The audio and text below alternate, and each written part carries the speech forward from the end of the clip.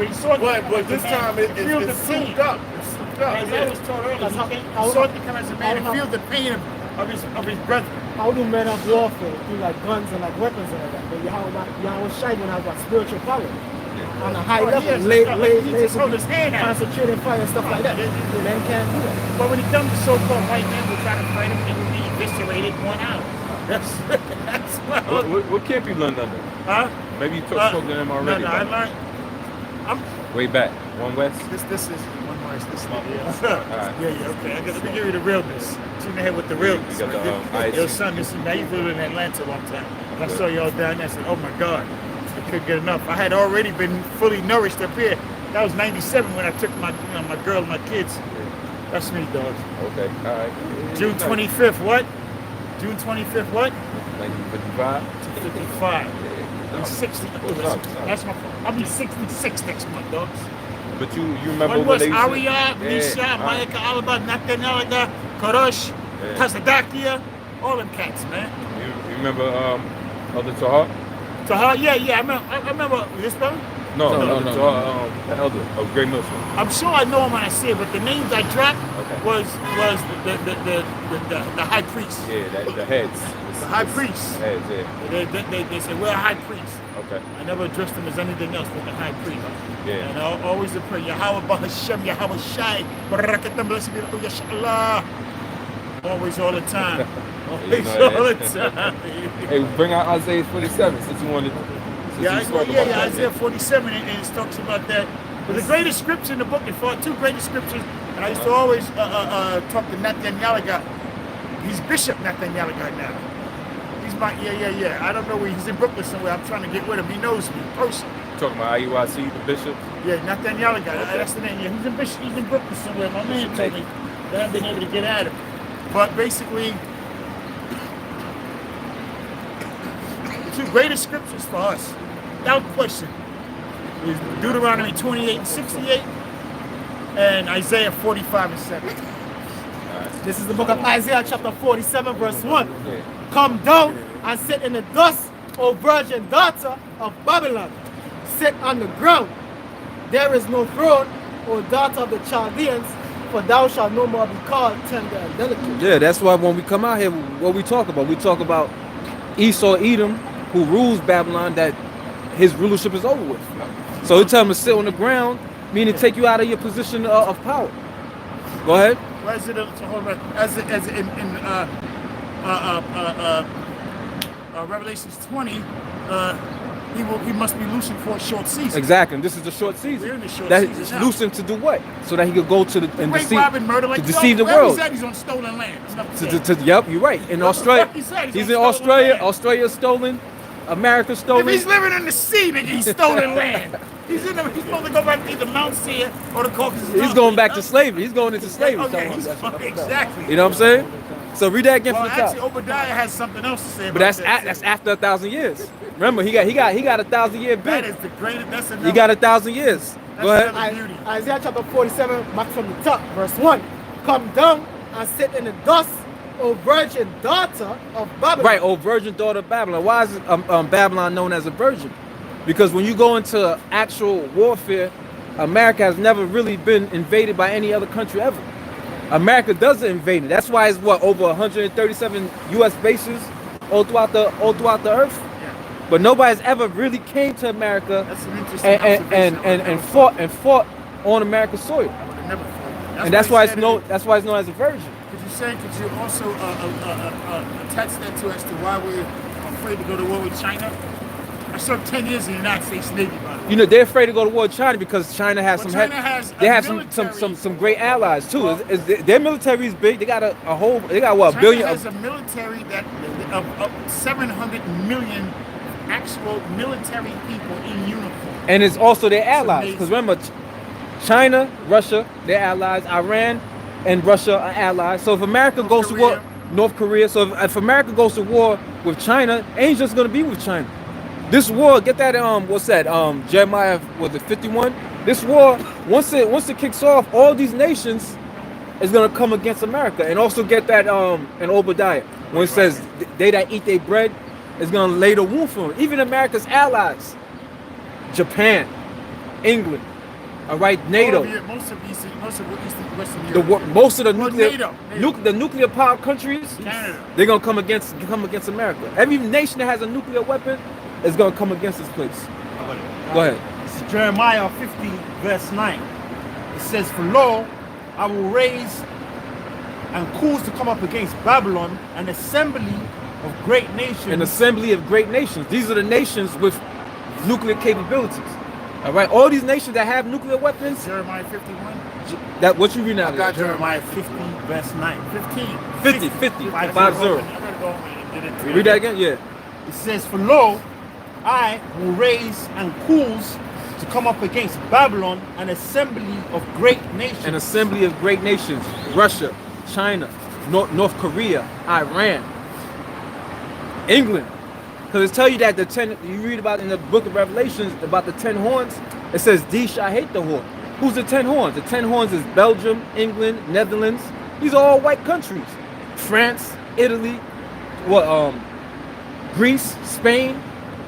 These are all white countries. And these are white man's allies. Because it says, "These shall hate the whore, and they shall burn her with fire." West Germany, Germany in general. So it tells you right there in the scripture, America's own allies is gonna destroy this place, man. This place is finished, man. The main target is this land of America. This is gonna be the main destruction. The last battlefield. The last battlefield. You got the land of Israel that's gonna be hit with missiles, Oh, that's done. but it's gonna be rebuilt. But the main place, even America's gonna get some of its missiles off. But guess what? Compared to what's coming here, you can't match it. It speaks about, get Revelation 9. Oh, you want a 51, Jeremiah? Yeah, well, let him finish that, and then you get that. Alright, back in Jeremiah 50 verse 9, it says, "For lo, I will raise and cause to come up against Babylon an assembly of great nations from the north country, and they shall set themselves in array." They shall set themselves in array. All right. You ever seen somebody in the street and they get surrounded by a bunch of goons, and guess what happened? It's a wrap. It's a wrap. So that's how it's gonna be with the so-called white man. They're gonna be surrounded. It says set themselves in array. Once they surround this bitch, it's over. It's over, and it's all symbolic for the warfare. Because they're gonna have, Most High is gonna have all the nuclear missiles pertaining to Revelation 9 that's gonna destroy Babylon, 200 million. It tell you what, get that in Revelation. We'll speak about the nuclear missiles. It's gonna be aimed right here. Those are exclusive missiles for America. Now, whatever missiles for these other countries, that's a different story. But we know we have the exact number of the missiles that's gonna be sent here. Go I ahead. swear, Russia, they got bases out there in the West Indies right now, like in Cuba. And Cuba, but that's when the Cuban Missile Crisis first popped off. You know what I'm saying? Because they was bringing missiles to Cuba. It is rather, how can I best say, rather naive of us to think that there aren't missiles there. Right? Yeah, you got submarine missiles as well, man. Yeah. You can't track them submarines. That's right. Let me finish this out. It says, they shall set themselves in array against her. From thence she shall be taken. From thence she shall be, who's the she? The virgin daughter that we read about in Isaiah 47, which is what? America, which is also known as the whore that sitteth on a scarlet colored beast. So she's sitting on the beast, which is NATO and the EU. All right, the beast with 7 heads and 10 horns. That's her support. Once they push her off, she ain't gonna have nobody back up anymore. Would you also say that, as it says in 2nd Ezra, when it alludes to where the 9 tribes came, this is Asareth or Sardeth? It's right here in America. Newfound land. Yep, Sure. the Americas. You know what I'm saying? Because all of Central America, South America is all known as the Asareth. Americas. Yeah, Yeah. this is where the 9 This- tribes came. That's right. Yeah, you got it, bro. 500 years before the birth of the Lord. That's right. You got it, bro. I learned a little bit. No, you still remember. That's what it's about. You know what I'm saying? You still remember. It says, And which is gonna make it easier for you to relearn again. Once you already got the like somebody who go to the gym, they may go to the gym for like 5 years and they stop. They'll That's be the question. when they go back to work out. It's gonna be easier. Where you guys located at? Yeah, how- Right here. Right. I know, but where? On YouTube? Or something, you know. We gotta. That information. This is. You know what? The YouTube sites be getting cut down so much. Give them the most recent of the elders of the apostles. Because I wish I could stay. No, I know you got I hands. mean, this is money in the bank, man. Pull up your YouTube, a brother just type it in for you. This y'all know is. This is where it's at. And you see, it was like with the vaccines, you know not to take the vaccine. You know not to take the RFID chip. But when you get with Nate gonna tell you a different story, man. So you better be careful if you're gonna go out there and try to rap with him, because he's gonna tell you a whole different story. He gonna sell you under the bus. He may know you, but that dude living high on the horse. Get thrown off a skyscraper, right? Yeah, but you're still gonna end up in the same predicament. You know what I'm saying? I got something real quick. If you do ever meet up with him, ask him just ask him one question about the RFID chip. You know what the RFID chip is, right? I've never heard of that. See, get Revelation 9 and 13, because 13 and 16. no, you know I'm 13. Yeah, 13. This is the book of Revelation, chapter 13, verse And 16. get a picture of the RFID chip. Verse 16. And he caused it all, both small and great. Right. This is talking about what the people that's in power, the rulers of this world. Yeah, the principalities in high places. Which is the Esau, the so-called Illuminati who's controlling everything. He's gonna cause what? All but small and great. Go ahead. And he caused it all, both small and great, rich and poor, free and bond. Call the scripture again. Revelation chapter 13, verse 16. And he caused it all, both small and great, rich and poor, free and bond, to receive a mark in their right hand or in their forehead. To receive a mark in their right hand or in their forehead. 666. It goes deeper than that. It's going to be an actual, which that goes into the system, 666 system, which we're in now. But it's going to be an actual mark that they're going to pierce your skin, go under your skin, and put it in there. The Karaki. Yeah. Arm head or arm Yep. head or arm. But we have to show What you. hand? What is this? It's a chip. No, but what is this site? What is this? Oh, you could just Google. But that's what it is, bro. RFID That's going to be, you know what I'm saying? Yeah. Right. Yeah, radio frequency identification, right? So that's one of the radio, say the radio frequency Brothers are way ahead identification. of me, man. Now look, that's something you gotta take heed to that. Cause see, nothing else matters. You could do so-called all the right things, but when it comes to this, you take it as a wrap. Get the judgment. Get Revelation 14. Yeah, show them again. I'm in the building, but you guys are in the like one of the penthouse. syringes. Hey, do you know about the New World Order? Basically, they plan this to take out cash for a while, create a digital currency, and as you can see from the token, even the MTA, it's a slow, gradual Bitcoin transition nonsense. into electronic money. And so the mark, the RFID microchip, once it's inserted, it's nothing but to scan your hand, to scan your chip and pay for things. That's why it links back to buy or sell. Many people, when they talk about the mark, they leave out the fact that it says you can't buy or sell without it. So it has to be some type of new currency, new Something payment. similar to an advanced form of your bank card. That's it. Basically, Contactless it's card. gonna transfer. It's Everything's going gonna be to transferred right into that chip. Like Your that. ID, your information, You your gonna medical need history. no license. That's- You see how you that's show the brother? tracking. You see how you show the brother your that's- license? Yeah. That's gonna be on your ID. Your social's gonna be on there. That's the beast. That's the That's the brand. beast. That's the brand of the beast. Right. Basically, you take it, you're their property. Your property. Go ahead, bro. Also, that's going. Your ID is going to have your blood pressure, your pulse, your what else? There'll be no Blood need pressure, to pulse, do and a- temperature, Because you could take temperature from your hand or your forehead too. And with this whole corona thing, if they see your temperatures at certain thing, they go fucking quarantine. And in fact, there'll be no need for the police to issue a polygraph, but they can do it from some fucking mainframe computer somewhere. But on it's YouTube gonna be radio. short lived. Get that in Job. It's gonna be short lived. Once it happens, that's when things are gonna take a drastic turn, man. Once they start forcing people to take this chip, because remember the Most High has an elect. Remember he said he got 144,000. Well, he told Elijah when Elijah thought he was the last prophet. He said I got 7,000 men that will not bow the knee to Baal. So these people that are part of the Most High elect, they belong to Yahweh Shah. Because when Yahweh Shah was crucified, he purchased them.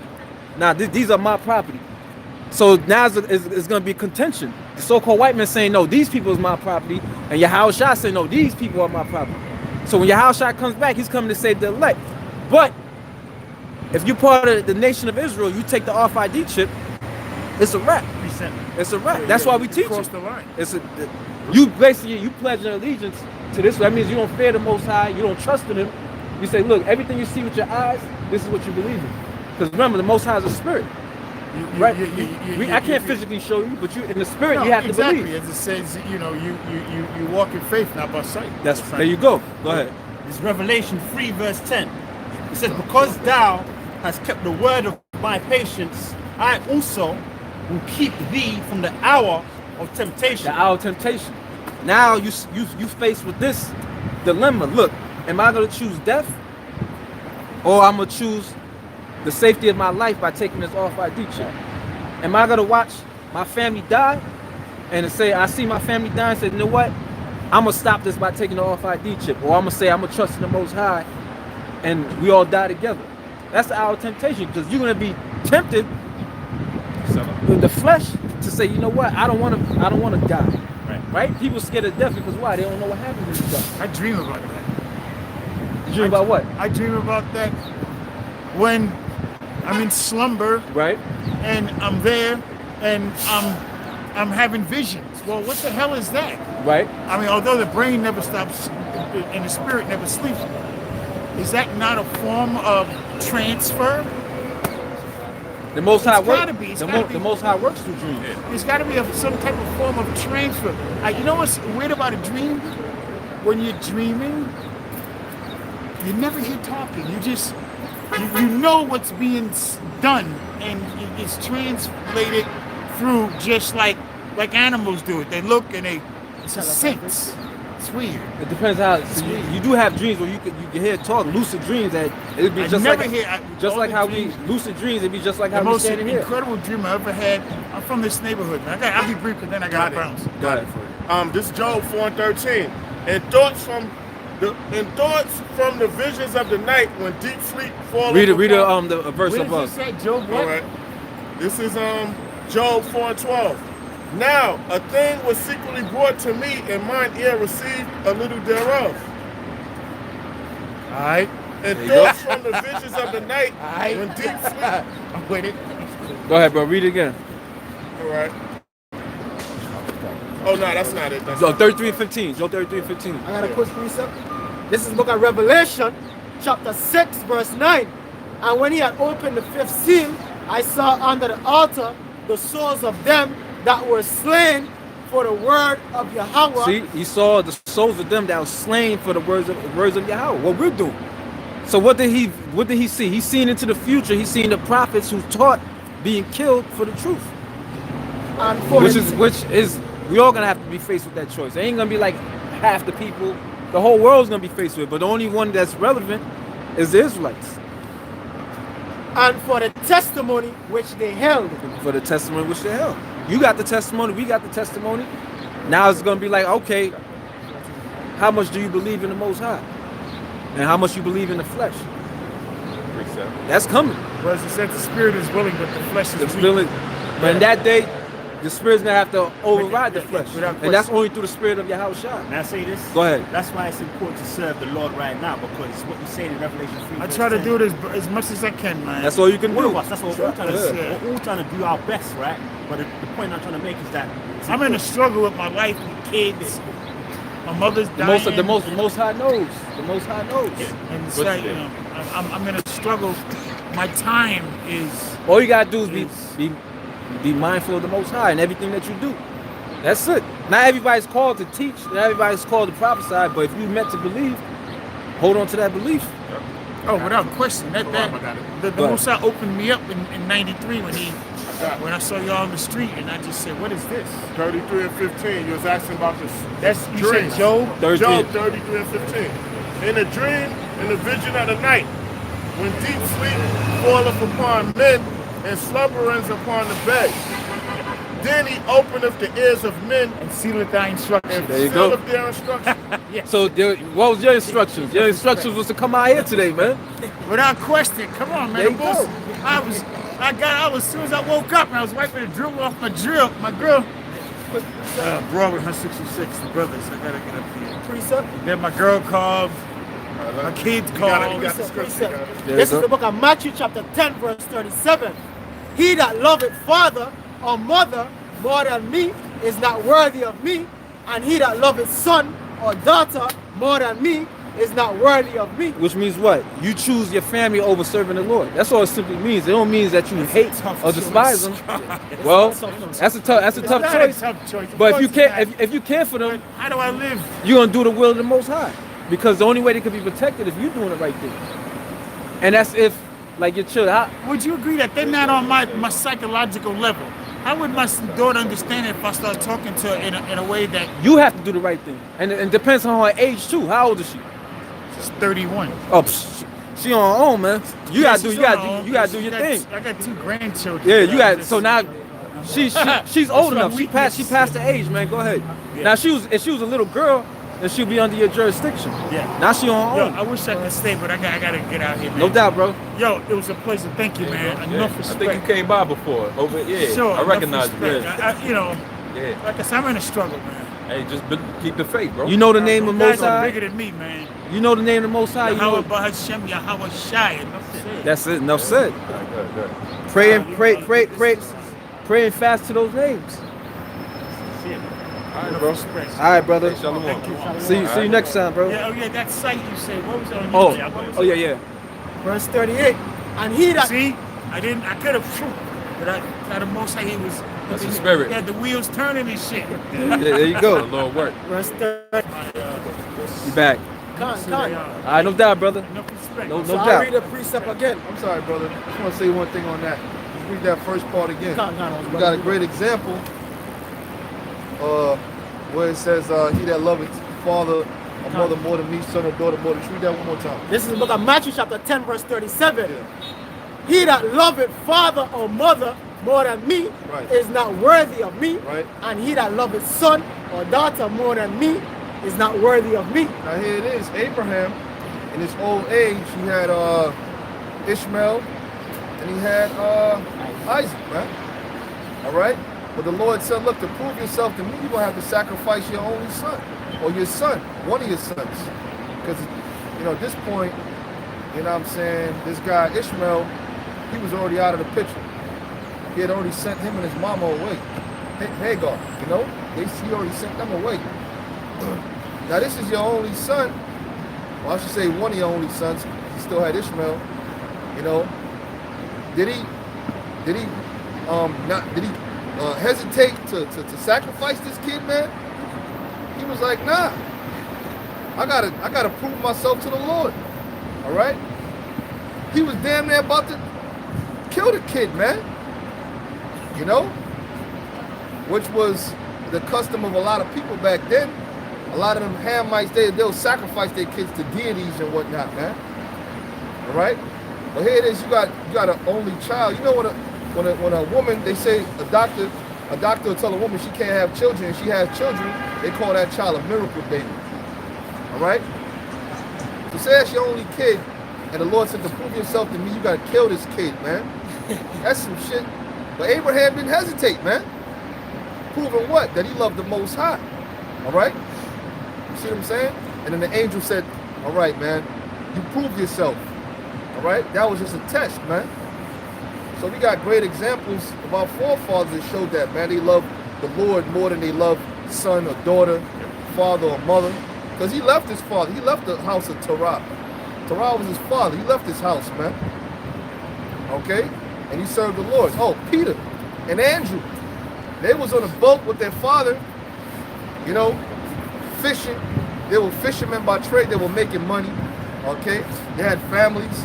The Lord said, look, he pretty much said, drop everything you're doing and follow me. He said, follow me and I shall make you fishers of men. And they straight away dropped it and left them, man. And left their father. So that's why I say, we have sacrificed all. What shall we have then? All right? We have forsaken all. What shall we have then? They forsook all. They had children. They had wives and all that, man. It's like being in the fucking military. You go over to fucking Iraq, you know what I'm saying? Getting shells shot at you and all that, all kind of crazy shit you going through, man. And you leave your wife, you know what I'm saying, away for a long time. When you go back to see her, it's a, what do they say? Absence make the heart grow fonder, you know what I'm saying? Guess what, man? We sacrifice all, man. Like the mob too. I'm watching Sopranos.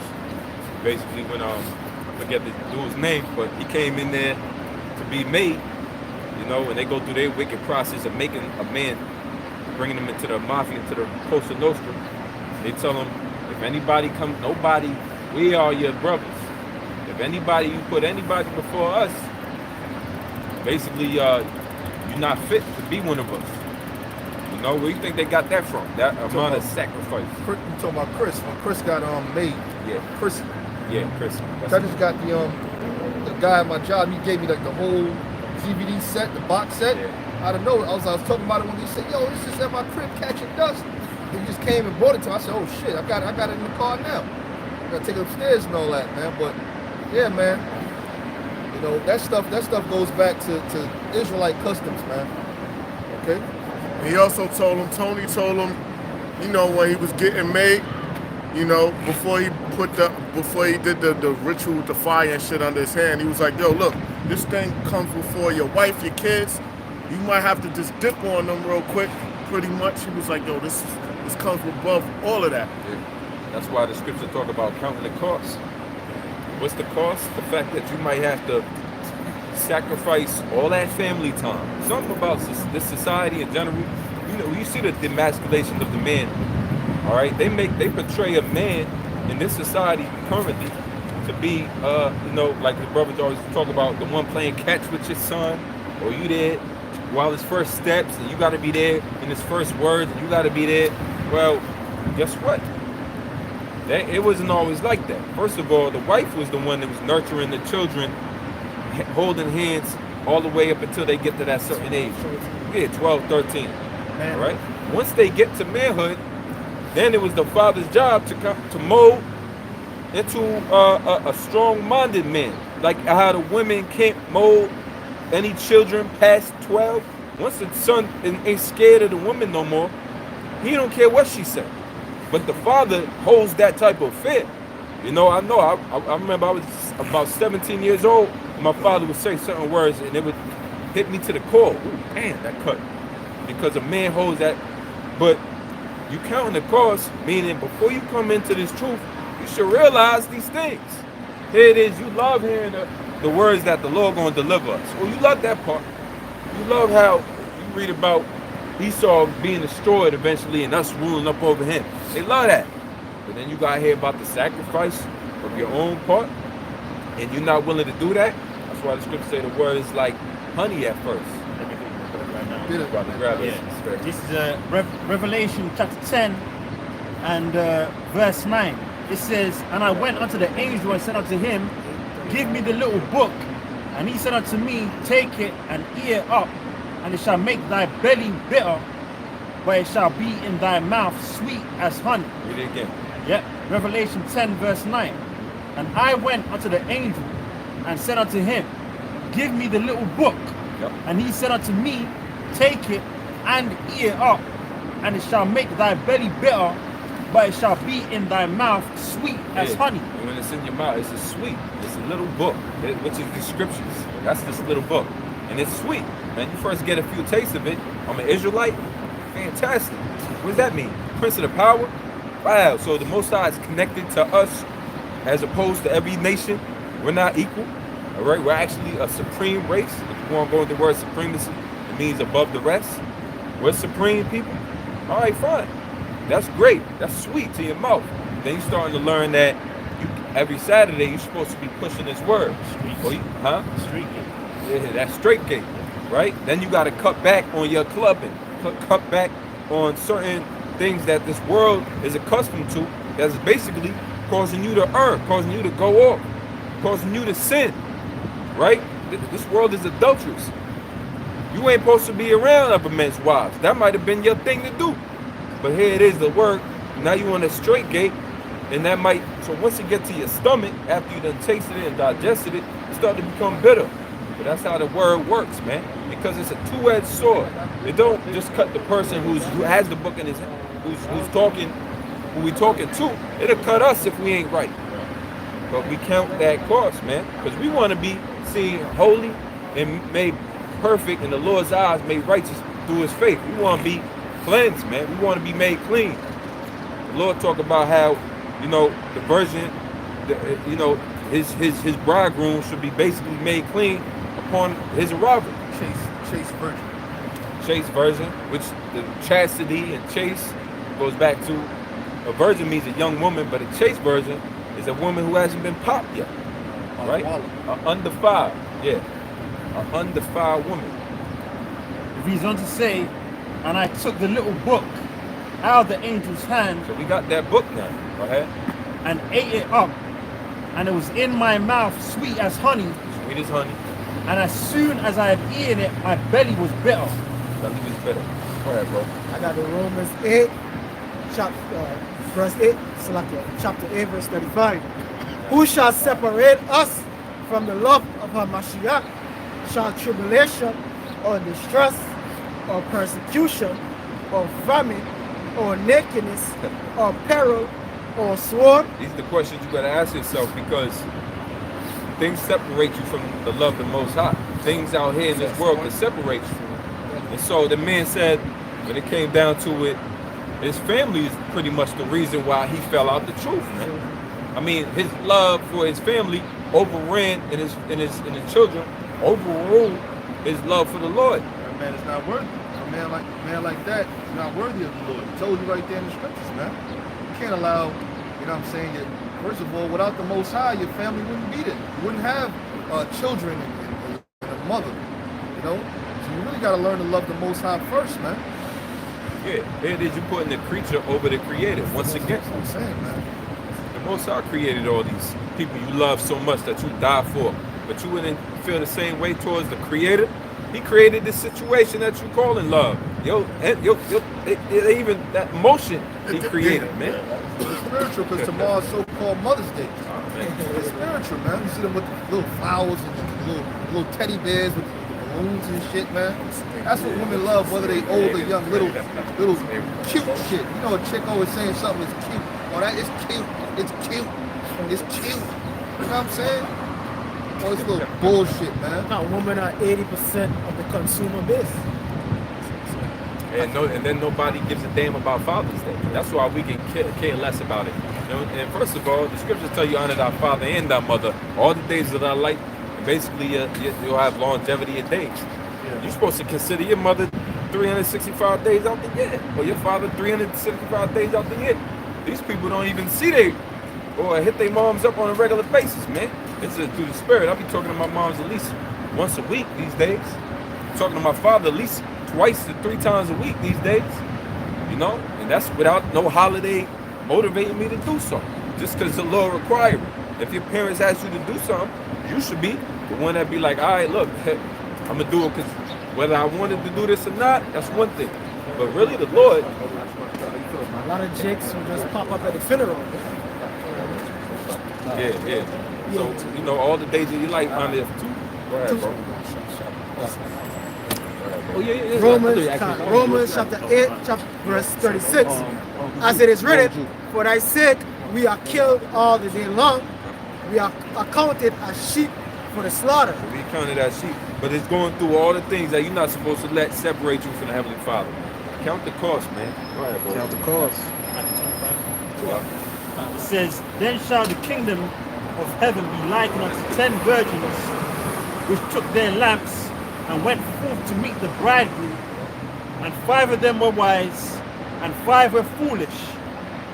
It says they that were foolish took their lamps and took no oil with them. So you got 10 virgins, 5 wise, 5 foolish, getting ready to meet up and went forth to meet the bridegroom.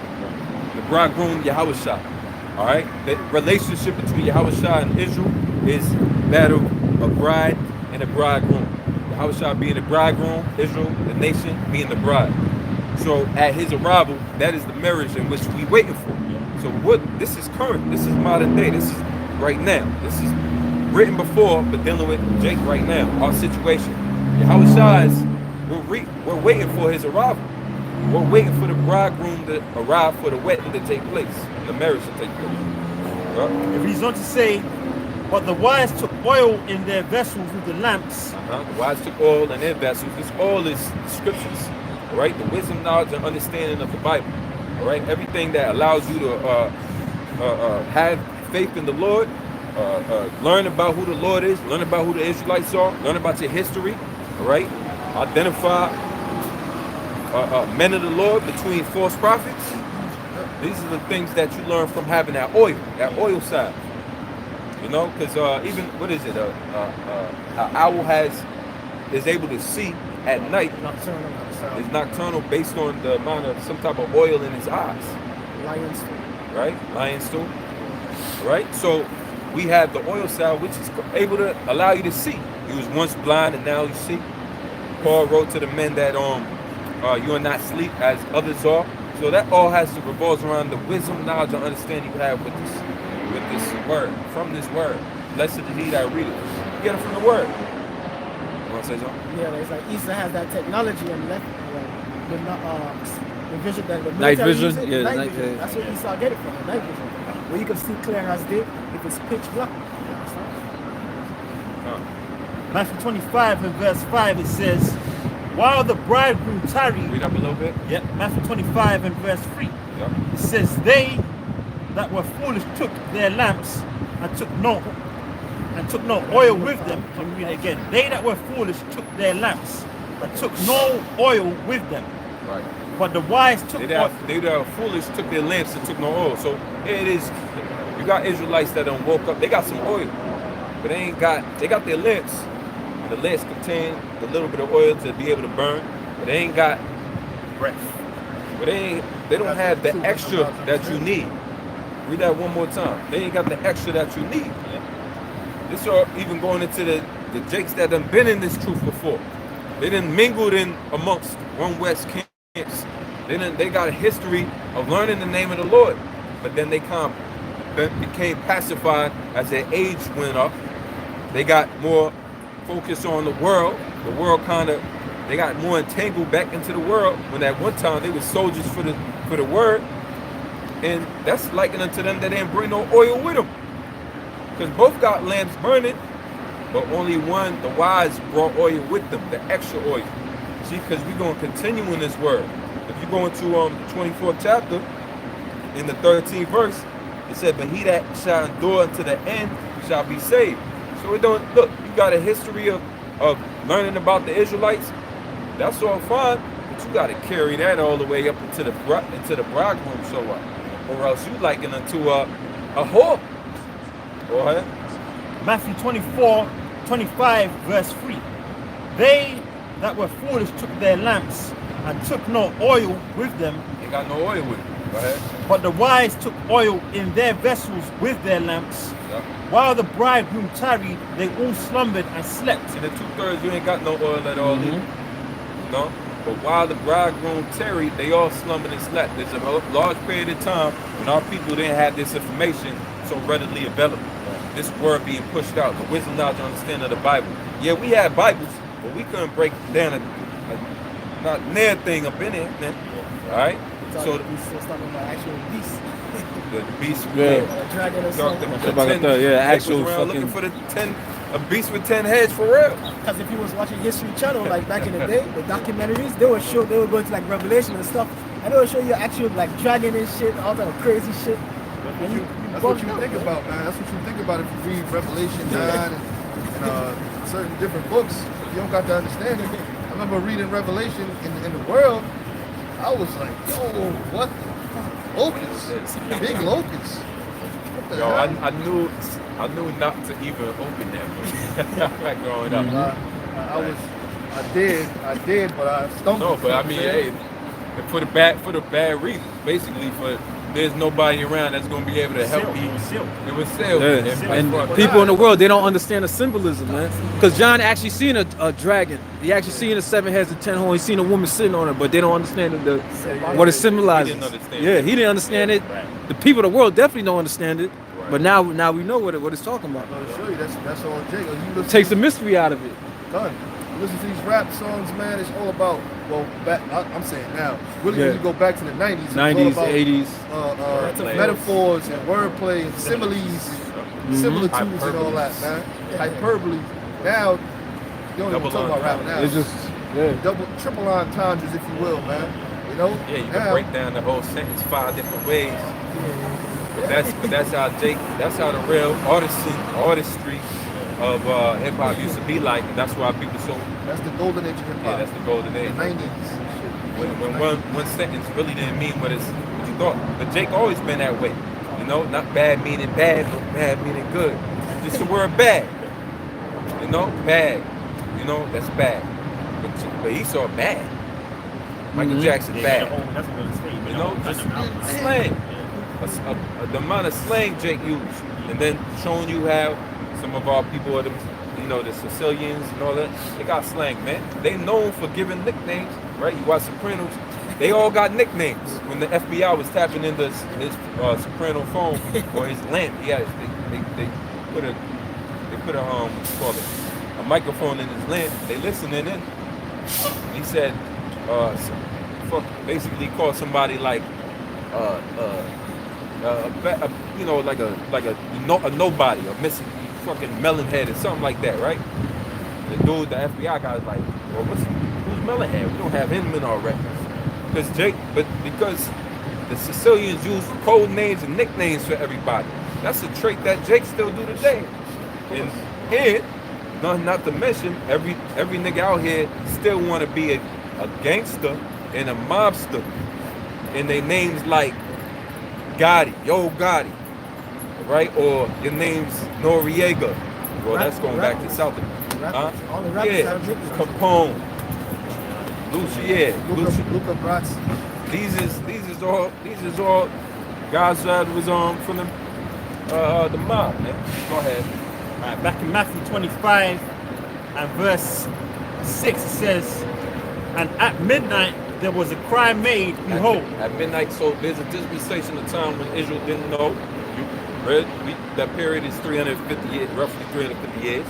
1620s, beginning of hardcore slavery in America, to the 1969, 1970s, the beginning of Abba Bivens coming out on the streets, right? All right, in New York, beginning of One West, down to his proteges, all right, or his men under him, which was High Priest Ariyah, King Masha, High Priest Yaikwa, And other men. and other, amongst others, so right, and then going down to our apostles, which were there under them.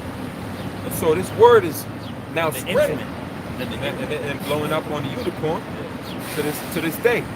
So this prophecy of us being asleep in the bridegroom Terry, this is all current prophecy, man, within the realm of your parents' lifetimes. Go ahead. Yep, it says, there was a cry made, behold, the bridegroom cometh, go ye out to meet him. The cry being made. The word church stems from the word ecclesia, ecclesias in the Greek, which means to call out. All right, a crying is made. All right, because this word has to be magnified, it has to be confessed, broadcasted, projected. Even the word confession basically is to say out in the open, publicly, published, right? Blessed, what is that? Blessed those that publish the word, or how great are they? The Lord gave the word. Great is the company. And then there's great is the company. Great is the company that publishes it. Who is that? The cry being made it's the prophets of the Lord in the book of what is that? It says sign crying. 9 and 4, Ezekiel. Ezekiel 9 and 4 tells you those that sign and cry for all the abominations that are done in the midst of. That's right. Matter of fact, get Ezekiel 9 and 4. So this is what's going on. This is what's going on. The cry being made, it says the cry is made. It says, and at midnight there was a cry made, behold, the bridegroom cometh. The bridegroom cometh. Yahweh Shah is about to crack these clouds, man. We gonna witness the arrival, the advent, as they call it, which is a great, the arrival of a great notable figure. It's called the advent. Yahweh Shah returning is that arrival that all Israel is waiting for, whether you like it or not. Basically, the scripture tell you that the creature is manifest. You know, the earnest waiting for the manifestation of Yahweh Shah. I got a precept. Go ahead. This is Job 34 verse 20. It says, in a moment shall they die, and the people shall be troubled at midnight and pass away, and the mighty shall be taken away without hand. Which goes right along with Yahweh Shah's return. So midnight represents a time of judgment, man. That's what it represents. Don't mean that literally at, because people think that, all right, looking, waiting for 12 o'clock, and then it's going to be chariots. So you don't know, it could be in the morning, but the scripture says the sun, night court too. they do got night court. It says that the sun is going to be blocked out when your house shot comes, so most likely it's going to be during the daytime. Oh, just like when the Lord said that the prophets, they rise up early every morning, prophet. Right, that's right. For the destruction. That's right. Not necessarily B time, early B time, yeah, that's early, which means early, yeah. Hey, you know what? There's something you just said. About, at midnight. They also got the doomsday clock. Doomsday clock. There's a reason why when it strikes midnight, that means it's over. That means that's nuclear destruction. Which right? is at the doomsday clock that Esau has. Mhm. It's like 4 minutes to To doomsday, midnight, yeah. To midnight. That's according just to keep- their clock. Well, that goes back to the Mayans, though. The Mayans really, Esau didn't have that knowledge, man. That's something that go back to Issachar and them, man. Yeah. Symbolic one. See that? I can see that. Yep. Ezekiel Issachar being the tribe that basically could decipher the constellation. But that clock don't has nothing to do with time in general. It just has to do with the nuclear, like Yeah, it's how based close they on are to actual nuclear war. doomsday, Yeah, which is the nuclear destruction. So every time something happens with Russia or China, they move it a little closer because they know that all right, it's gonna be a wrap after that. Every day a nuclear. Every day that clock gotta move. Yeah, basically. I forgot. It was the last time that it moved down. It was something that happened. It's always It was something. Oh, when Trump came in office, Okay. that shit moved. Closer to midnight because they thought he was gonna bring Trump yeah. didn't start no wars. He didn't, He then did drop like one bomb in 4 years. right? That's And true. that was like 5 days after he came into office. He killed Khomeini. But it's really Democrats that be dropping bombs like Yeah, that. they're the biggest fucking warmongers. No doubt. They're the biggest warmongers, man. Look at Bill Clinton before he left office. What happened? He attacked. Was it Afghanistan? Oh, it was Afghanistan. No. Oh, Kuwait and all that, Kosovo. Before he left office, right before Bush came in, that dude dropped a slew of fucking bombs, man. You know what I'm saying? But they're all together. They just play the game that the Republicans are the bad guys and the Democrats. But if you go into American history, who wanted to keep the slaves? It's the Democrats. Democrats were the ones like, yo, those them down south crackers like, yo, we gonna keep these niggas in slavery until they don't exist no more, man. The KKK was known as the strong arm of the Democratic Party. Right. So whenever they wanted something done, they sent the KKK up in there. That shows you people don't know, man. Like they told you, I forgot which president said. They said, dude, if we want them to vote whatever, we're gonna make them vote. They could make a nigga turn to a fucking tree party if they want to, man. You know what I'm saying? Because they have control over that. All they need is a somebody in the public eye that they admire. You know what I'm saying? Like the thing, I think you put the video with Malcolm X talking about the entertainers. He said only black people have entertainers as leaders. He said everybody else they have real actual leaders who understand the law, who understand politics. Those are the ones that's leading them, but niggas, you got fucking entertainers, man. Nicki Minaj is gonna go speak on behalf of fucking black they people. had, the other day they had Cardi B talk to George Biden. Yeah. Or George Biden, Joe Biden. Then they had the Megan Thee Stallion chick talk to the other Maxine Waters. It's a joke, but that's how they think of you niggas. They say, look, these are your leaders. Get that say women lead them, and forgot how it go exactly. But That's Isaiah 3rd chapter. right, Mike, yeah, Jeremiah 14:2, the gates thereof language. the gangster of language, yeah, that's right. So this is your leaders. You got a bunch of booty shaking hoes going to represent you. Actual whores. Nobody takes you fucking serious, man. They ain't gonna get who's somebody that has some type of prestige now that actually cares. Like, let me think of some real. Carson. Huh? Talking about Ben Carson. No, not even that clown.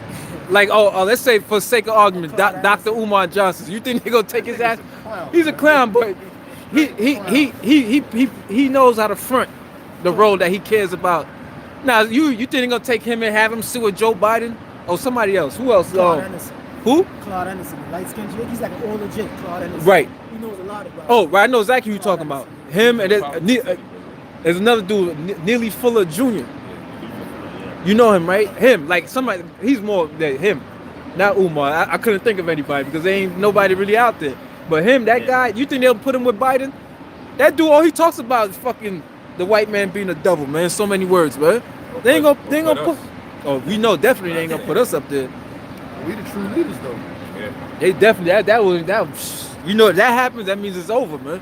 Like it says, they shall go to the gates of the nobles. Right. If they put like the apostles on prime time TV with this, you know it's over. They just say, you know what, just it's done, man. Well, that's how it's gonna be, because just the same way you can't hide the chariots no more, the same way how people would say, oh, that's you talking about flying saucers, you're bugged out of your mind. You talking about aliens, and now here it is, the Pentagon. Esau come out and say, no, it's true. Now you niggas want to believe because the white man says it's true. We've been telling you all these years about the chariots, man, about the angels. We've been saying, oh, y'all niggas are bugged out. Niggas is crazy. You know? Here it is now, the Pentagon is coming out and saying it. Yeah, we see these flying saucers. We've been seeing them. Okay, that's what Area 51 is all about. All right, we've been seeing these ships. All right, now you niggas want to say, oh, shit, yeah, well, the Pentagon said it. But wait a minute, your brothers, the Israelites, we've been saying that. We've been telling you. And it's written right there in the scriptures, man. See, Esau got to say something for a nigga to believe it, man. That's why the Most High is going to kill you niggas, man. That's what I said, poor man's wisdom is despised. Because you got no prestige, man. When you ain't got nothing to show, you know what I'm saying, wealth-wise, people don't want to hear what you got to say. And you could be talking the truth, man. They look at you, look at your clothes. That's why scripture says that if you had, go ahead, what you gonna say? When a rich man speaketh, everybody they extol it to the clouds. When a poor man speaketh, they don't want to hear you. And you could be 100% right. That's why Bill Gates was able to do what he's doing right now. She's a quack. You know, and here it is. Getting so-called divorce. So-called. And what's that? How's that relevant during the time of pandemic? That millionaire is a goddamn cross-dresser. You can tell that's a dude. Okay, that's how I see it. That's a dude, man. I mean, look at that. That's a fucking dude, man. All right. But you know what's funny? They was getting on. I remember I sent it to y'all, bro. It was a picture of it was ABC News or somebody. One video was extolling Bill Gates, his greatness for where they said Bill Gates will lead us for this year, COVID, whatever. And then the next video showed Joe Rogan, because he said he ain't taking the vaccine.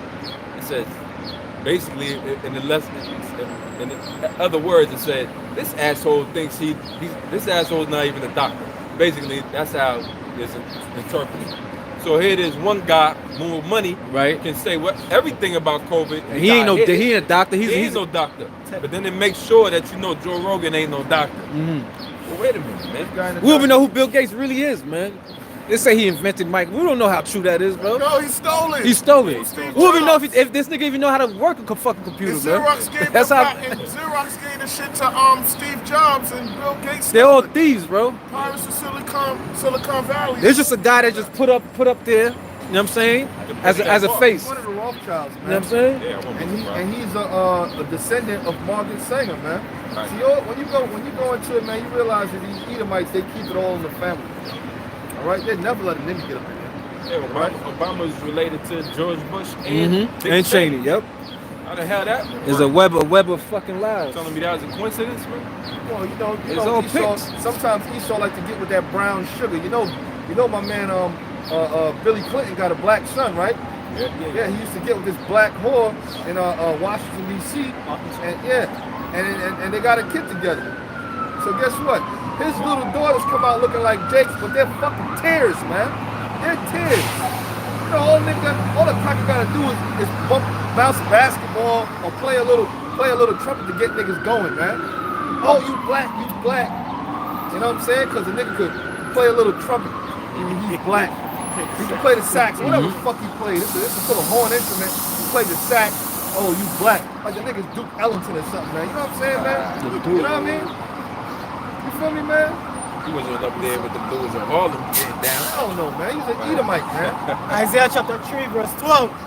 As for my people, children are their oppressors, and women rule over them. Children are Israel's oppressors because Jacob was born after Esau, correct?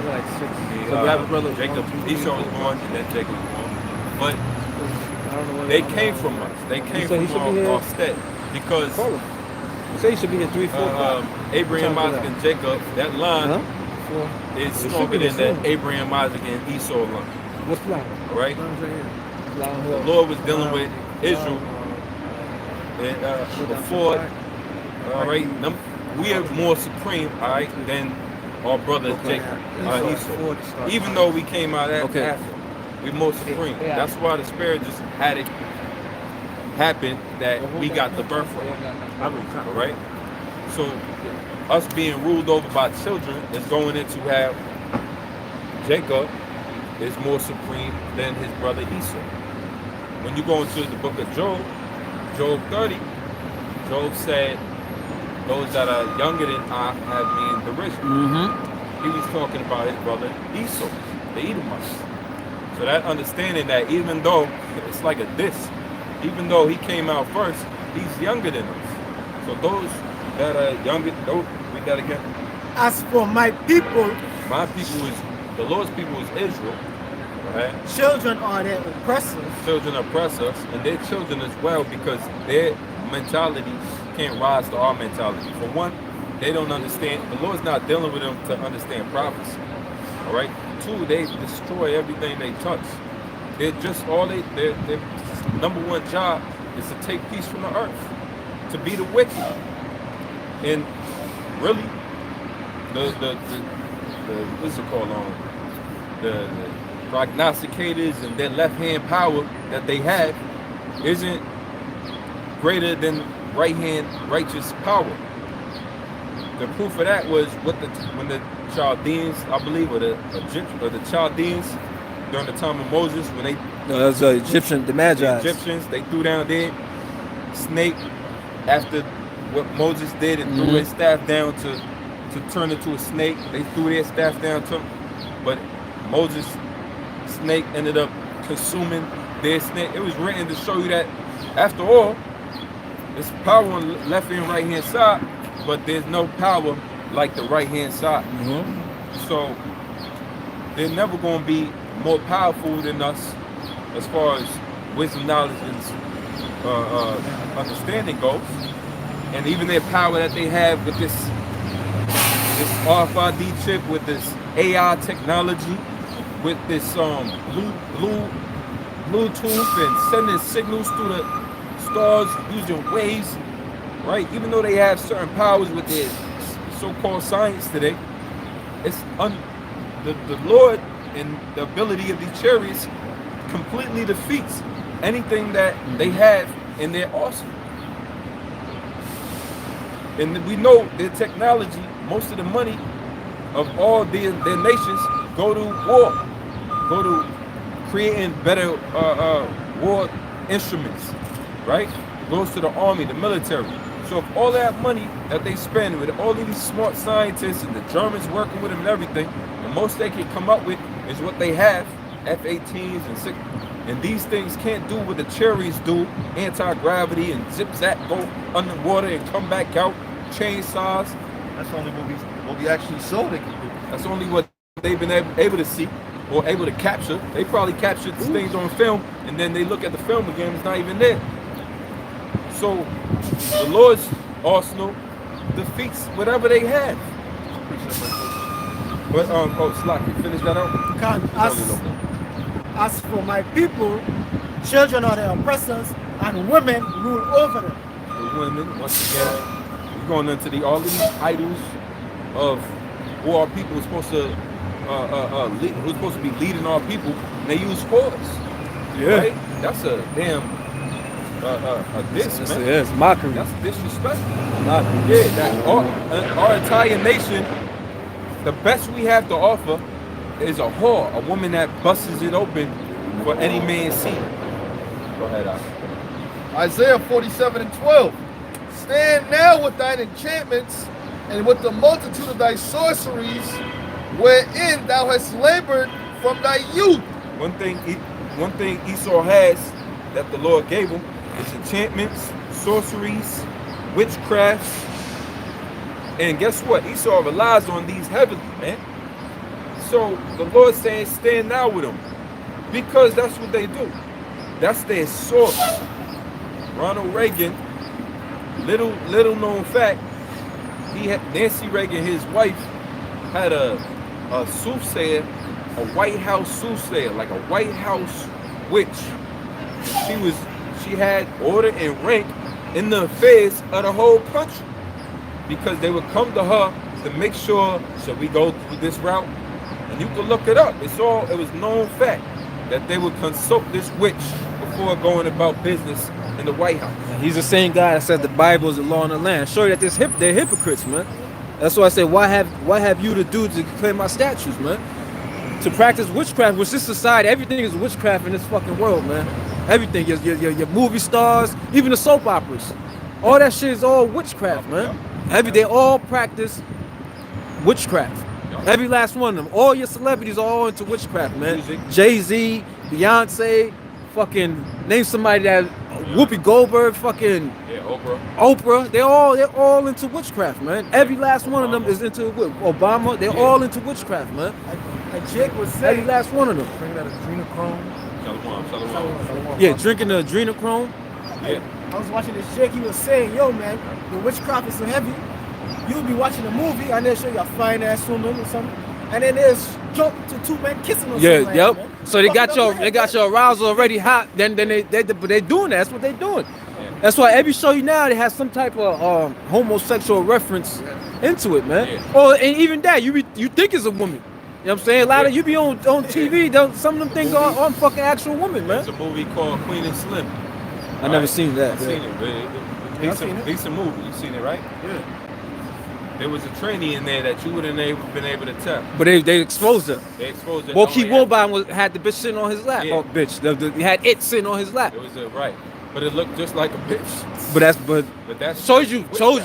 Bo Keith went by. All them niggas is into that shit, man. Well, when you look at their gods, one of their gods being Baphomet. Baphomet is an androgynous god. Half man, half top. They got a man, animal, and a yeah. It's then there a goat mixed in with a human being, male and female parts. All right, and this is what they agree with, and this agrees with their spirit, bro. It's not even that you gotta force feed them what's Baphomet. It agrees with their spirit. They wear it everywhere, but that's what they gotta stand with when the time comes. When your judgment is here. Well, the Lord ain't dealing with them, so I guess they figured they had to go some route. They had to get some power, because the Lord, like it said, he chose Jacob and put by Esau. Yeah, I hate it. that was given to them. So then it's like, damn, what we gonna do? You know, they got Was down. that scripture to they got down with Satan, to man. the division of the nation? Because was the why? idol Because to that effect? you were made to get down with Satan, man. But the Lord's portion is Israel. No. Yeah, it's more. It says, stand now with thine enchantments and with the multitude like sorceries. So they're going to continue Baphometing and worshiping they're going to continue to sacrifice, drink adrenochrome. They're going to continue to sacrifice people on false flag events, right? They're going to continue to indoctrinate your children to and pedophilia rings is going to continue. There's going to be there's thousands of Jeffrey Epsteins out there who are dealing with just children. There's gonna be all type of kidnapping. High status people. We ain't even talking about your neighborhood creep. We talking about high status people that you admire. They're all pedophiles, man. Prince Andrew. Prince Andrew. Right, yeah. That's They got you slaves, bro. Prince of the Isles, man. People that you ain't gonna see locked up in no cage. That's right. They're above the law. Right. It says, wherein thou hast labored from thy youth. You say this on that. And that's going back to the inception of America, you know what I'm saying, and the inception of these Edomite ruled kingdoms, man. You know? These Edomites, man, they all into witchcraft, man. The beginning of America was who? Albert Pike, you know what I'm saying? He's worshipped. There's statues of this guy, Albert Pike. He was a Freemason, man. They all into Freemasonry, witchcraft, all right? They said only pentagrams. Only 3 presidents was not a Mason. Only about 3 of them. Well, I don't know about that. I think all of them were Masons. You know? See what I'm saying, man? That's it. It's a little more. It's a little more here. That just goes back, when it says, wherein thou hast labored from thy youth, it goes back to the inception of Esau, man. His rulership, you know, it all started on, it was built upon witchcraft. And that's the foundations of this place. Bloodshed. And witchcraft Satan worship got a lot to do with bloodshed, shedding the blood of innocent people, children. That's witchcraft, man. Human You know? sacrifice. Human sacrifice. That's Satanism, man. What you did to the Native Americans, man. When you watch that movie, the Amityville Horror, the reason why the house was so haunted, they showed you a scene where they had all kind of Native Americans in a cellar. And they had them all chained up, cutting their stomachs open, blood dripping down all over them, man. All right, that's the stuff that y'all did, man. All right, okay, that's what y'all did. And you Edomites, you going to confess that, man. All right, you going to confess it because we gonna have to beat it out of you. Same way you beat out of us our nationality. You know, we gonna beat that confession out of you, man. You see what I'm saying, man? Just a little more, man. Which I gotta pay for. It says, if so be, thou shalt be able to profit. If so be, thou mayest prevail. And what Esau, he didn't get the memo that the Most High controls the demons. Really, it was given to Yahushua. Yahushua is over all principalities. Yeah. So when the time comes, once Yahushua tell them to fall back, it's over, man. You can shed as much blood as you want, drink as much blood, do all this pentagrams and summon up demons, and you're gonna be left hang to dry, man. They're gonna hang you to dry. Satan know who he served, man. That's right. That's why I said let all the angels worship him. That includes the angels on the left hand. Go ahead, bro. This is the book of Sirach, chapter 17, verse 17. For in the division of the nations of the whole earth, he set a ruler over every people, but Israel is the Lord's portion. Israel is the Lord's portion. So all these nations, it was given the idols to worship, man. You had Dagon, that was with the Philistines. You had Ashtaroth. You had Molech. You had what's the other dude name?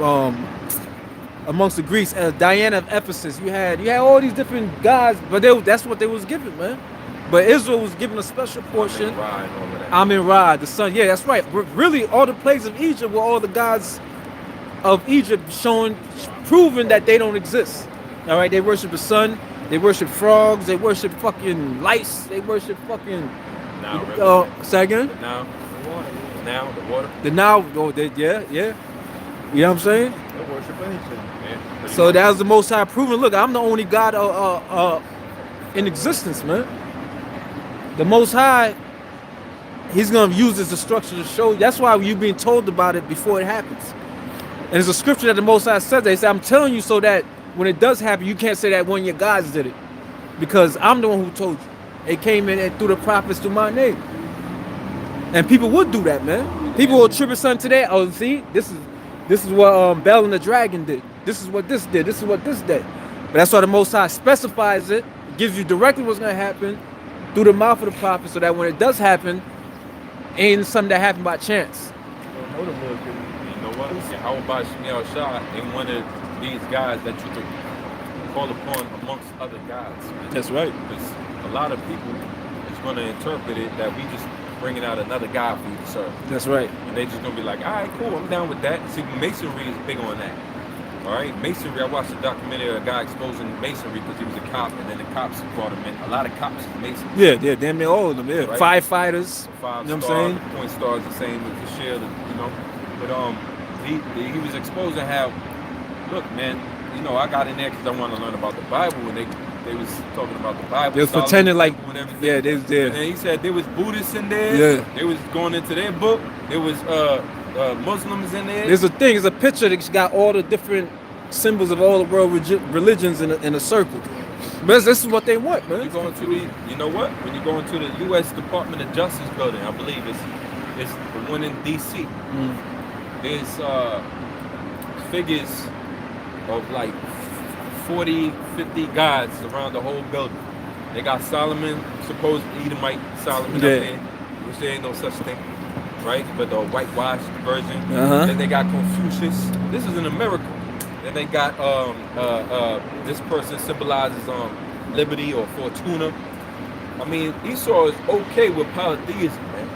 A lot of nations is okay with polytheism. Well, that's in his constitution, freedom of religion. You can be whatever hell you can be. You can be whatever hell you want to be. You can worship the grass if you want to worship the grass. Right. You know. Yeah. Look how it grows. Look how green it is. It represents life. Yeah. You know, green is the international color for life. You know. That's part of the enchantments, man. You think you could just dip and dive into different gods? That's what the Greeks and the Romans did.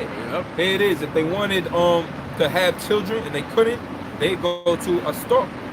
That was Easter. That's what a star was known for. The goddess of fertility. Right, to bring forth more. You want children? Go sacrifice for a star. Go leave things at the temple of a star. Worship at the temple of a star. Have sex at the temple of a star. Right? See, people was always into something, but now it's not as forefront. Yeah. All these people listen, they you being fucking introduced to witchcraft and you don't even realize it, man. Your children at school, the movies you watch, it's all spells and enchantment. What's that old shit? Was it Mary Poppins? Yeah.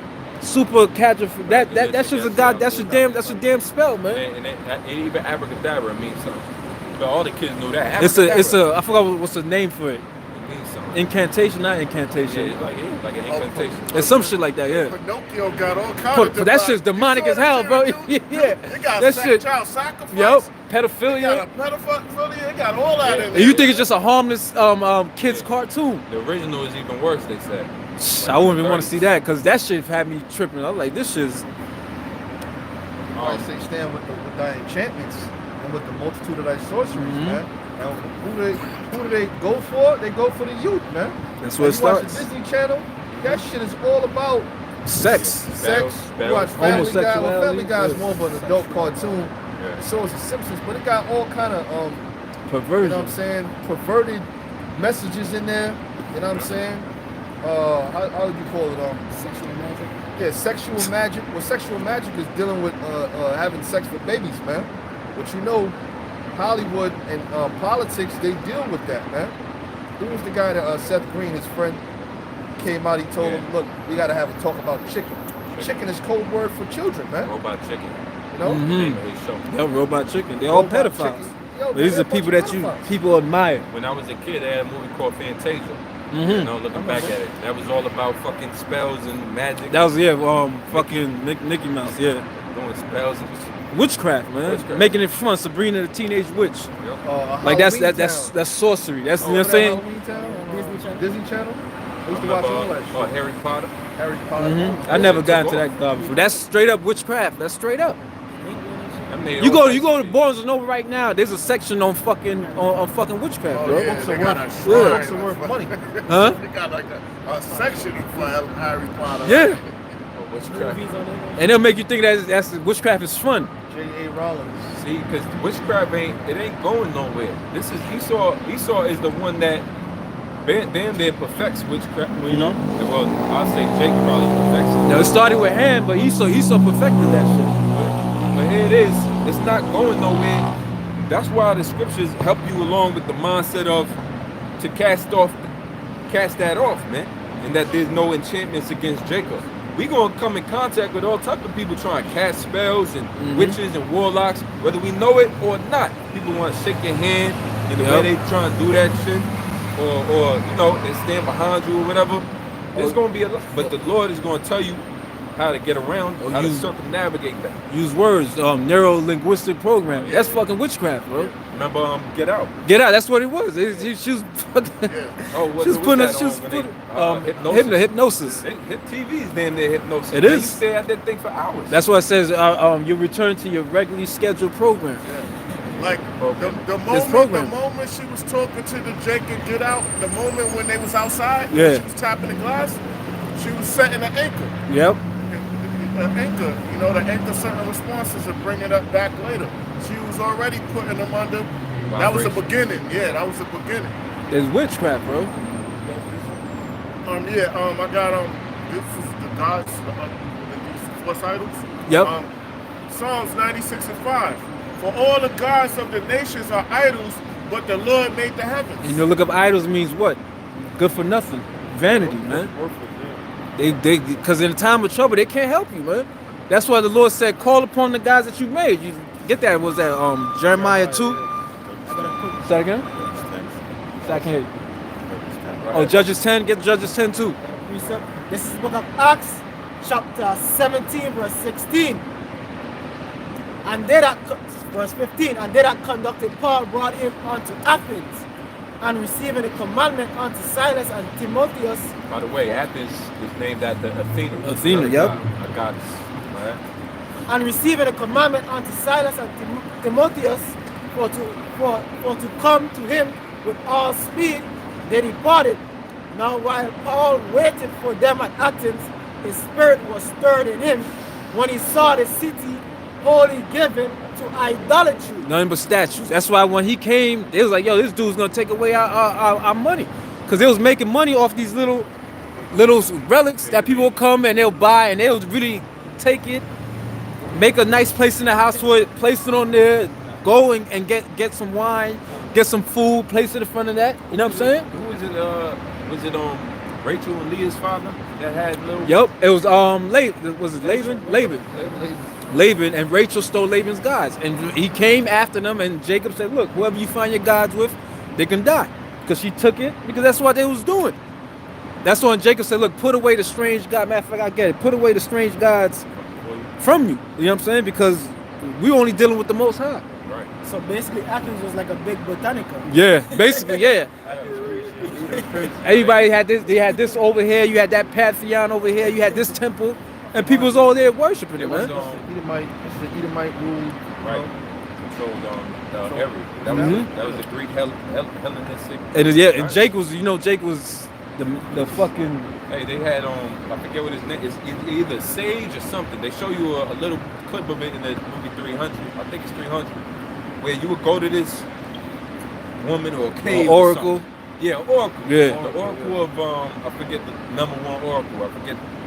It's on my computer somewhere. You go to the Oracle, and you might leave something, or the Oracle, and they call out this and that, basically tell you what to do. And the Greeks would go there daily. They traveled far just to go to these Oracle at Delphi. Which is a falsehood. Yeah. The oracles are the prophets, man. When you watch The Matrix, you know what I'm saying? You gotta go to the Oracle. Yeah, the Oracle. The Oracle, she was telling them stuff before it happened, man. Right. You know what I'm saying? Future. Well, I tell you in Romans, you know what I'm saying, what belonged to us, chiefly because it was given unto them the oracles of the Most High, roughly paraphrasing. Yeah. So, in other words, the prophets come out of Israel. Mm-hmm. True prophets don't come out of no other nation. Ain't no Moabite out there cursing out. And if you look like a Moabite, you better believe you go back to Israel. Because the Lord got prophets that are going to perhaps come out of China. Or be out there teaching the word in China. You got a brother out there now, I believe, teaching the word in China. Yeah, and whoever these soothsayers are from the other nations, you heathen nations with their different soothsayers, you're gonna have to depend on their word.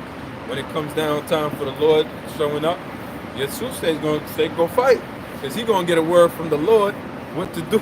Like Balaam. Right? It's not Balaam. Basically, He was a soothsayer, yeah.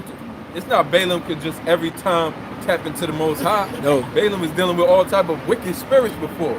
But the Most High stepped in on this one, said, When he went to go curse Israel, he said, nah, you gonna bless him. right. That's right. The woman that went to, who is it? And after all that, Balaam was killed when they came into Midian with Moses. He got put to death. You can fast all you want to fast. You can try to please the Lord all you want to please him. If you a heathen, that's set in stone.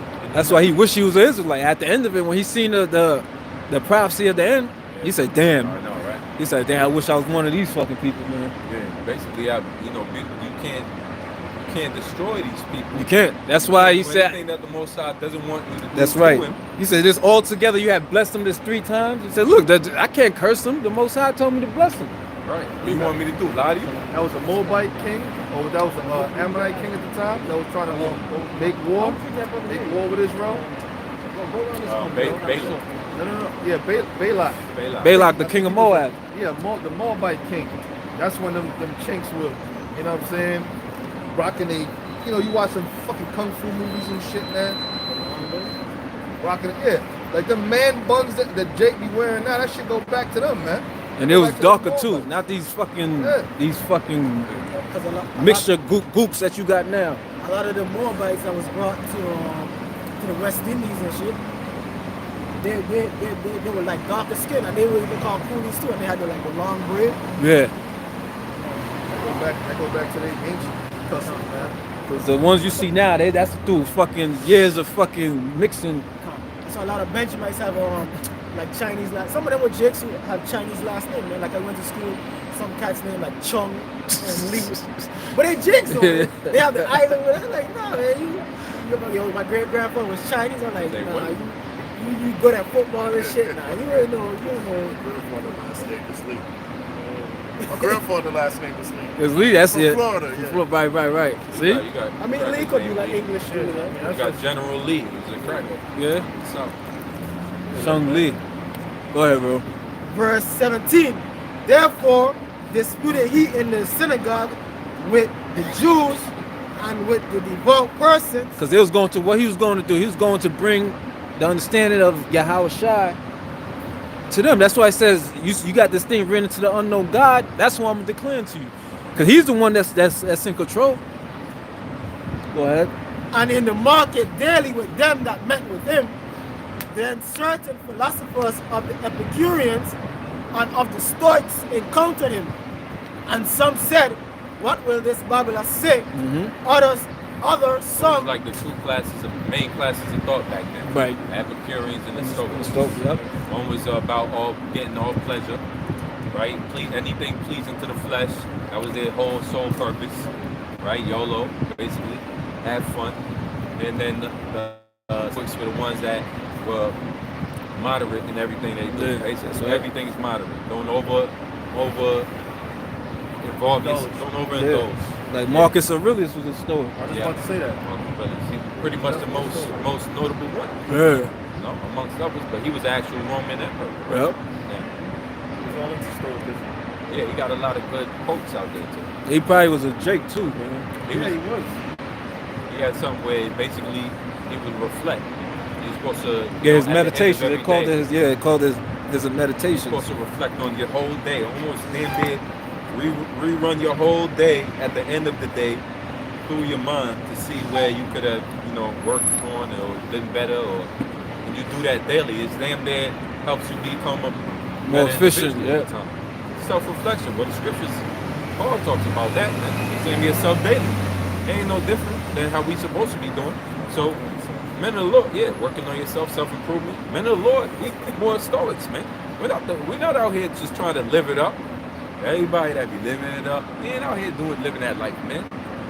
We actually out here cutting off, reserving, being moderate, even when we drink, man.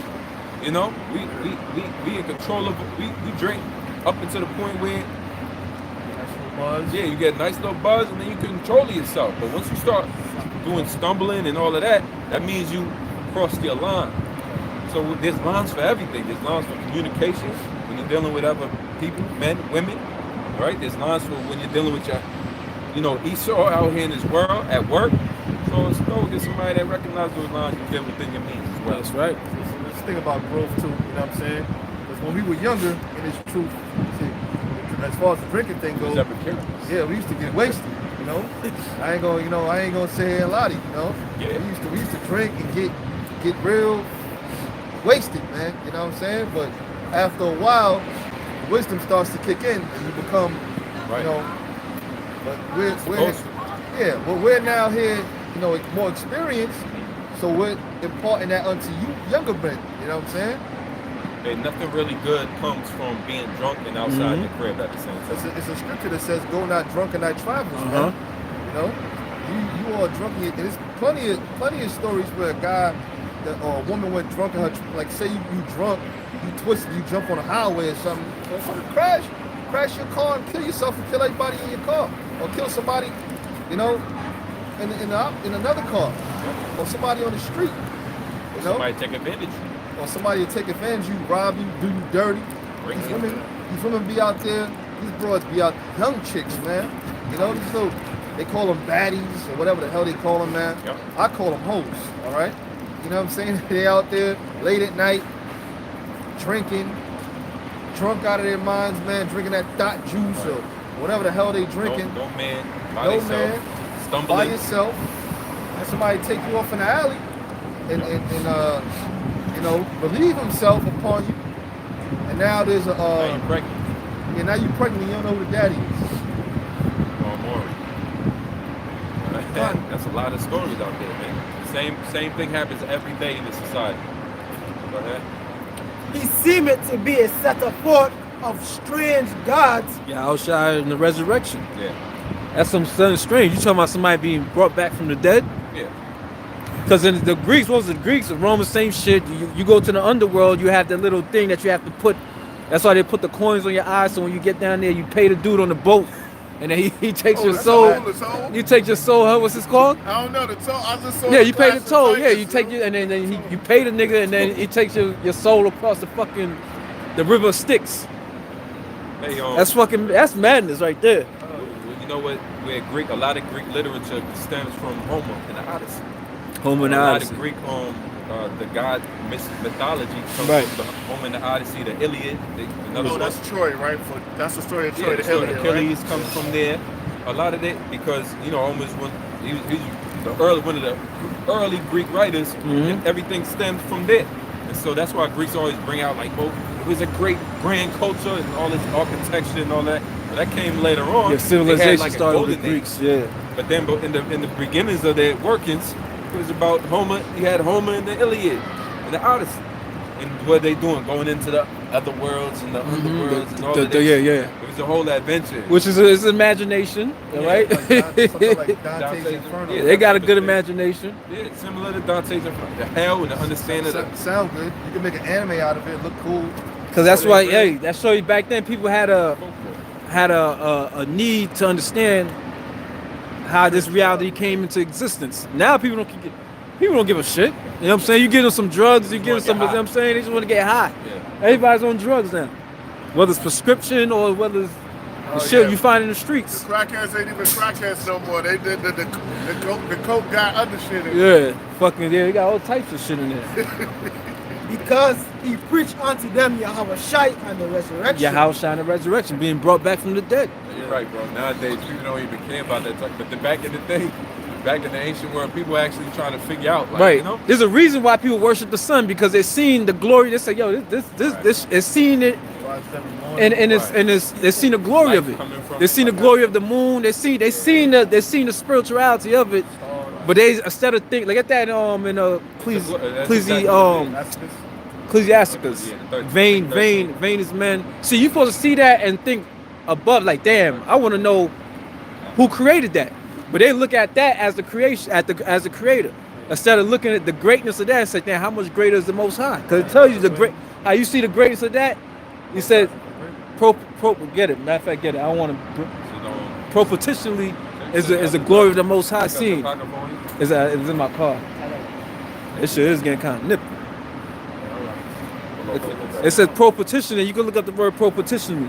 Propititionally is seeing the glory of the Most High Son to that effect. But yes, look up propititionally. Propitiation. But let the brother read it first. So you're supposed to see these things, all right, the celestial bodies. You ain't supposed to look at it and worship it. You're supposed to think about the Most High, like, damn, what kind of understanding does somebody has to have to bring this thing into existence, man? It's propitiation. It says a part, share, or number considered in comparative relation to a whole. You read that again? Well, read. You got the scripture? Ecclesiasticus 13, right? Or Wisdom Solomon 13. It might be Wisdom Solomon. Yeah. I read propitiation again. It says it's a noun. It says a part, share, or number considered in comparative relation to a whole. Who's the whole? The Most High. So you're looking at a small thing of the Most High created, but you're not seeing the whole, which is the Most High Himself. That's only like, man, they got things out there that we can't even speak about because we don't know. But we're gonna know when the kingdom comes. But it's far beyond what you've seen in this life. That's why it says, "I have not seen, no ear have heard what the Most High has prepared." And the Lord say, "No in part so you prophesy." That's right. It's got glorious thing out there that tops the sun, man, and the moon. That tops Leviathan, man. The moon not even the biggest star in the universe. So imagine, the sun. So imagine The sun. Imagine if we was next to all the series 5. What they say? call it. According to Esau's bullshit, they said, well, you could fit what 5 Earths in Jupiter. Of course, that's what they say. We don't know how true that is, and we done fucking taking the white man's word for anything. He's a damn liar, man.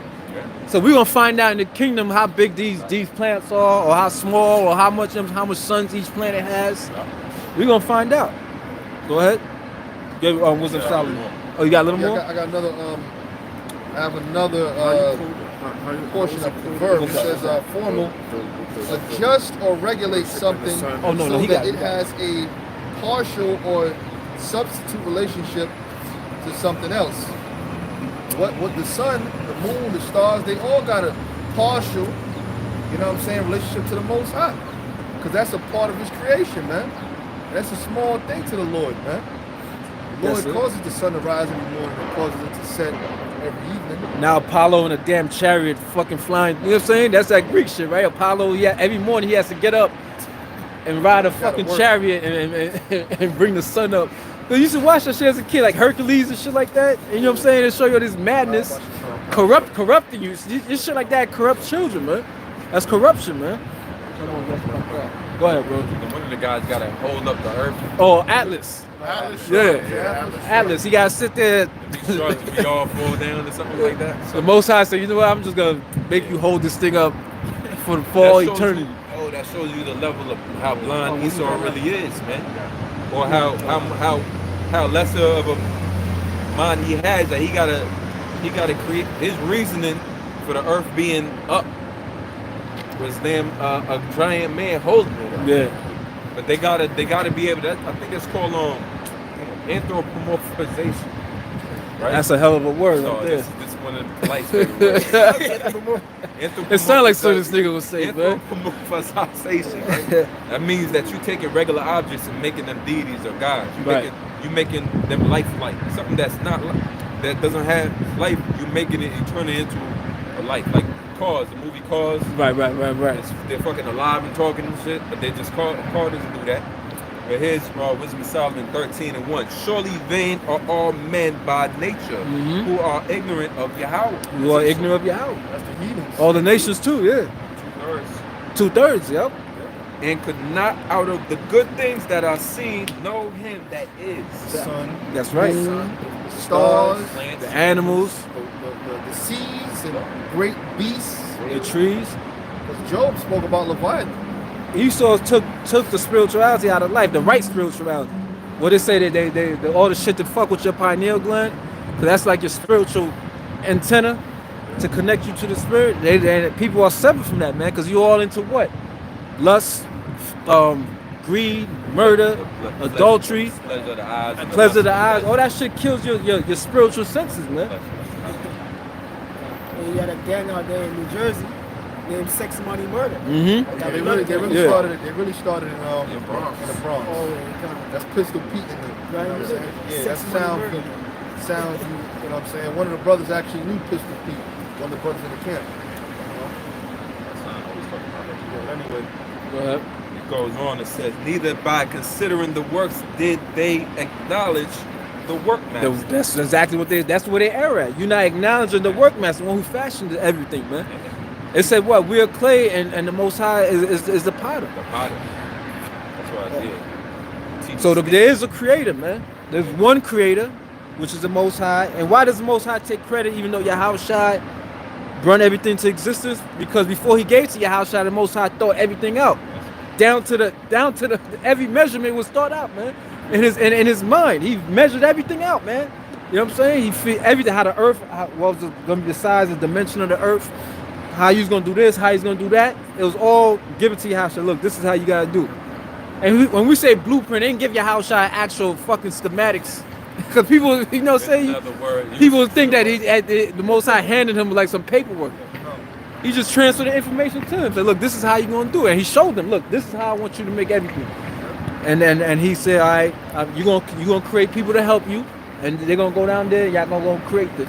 Create spirits, though. You said people. Yeah, spirits. Yeah, spirits to help. The spirits of the elect. Yeah. You created Yahushua. That's the only begotten son. The only begotten.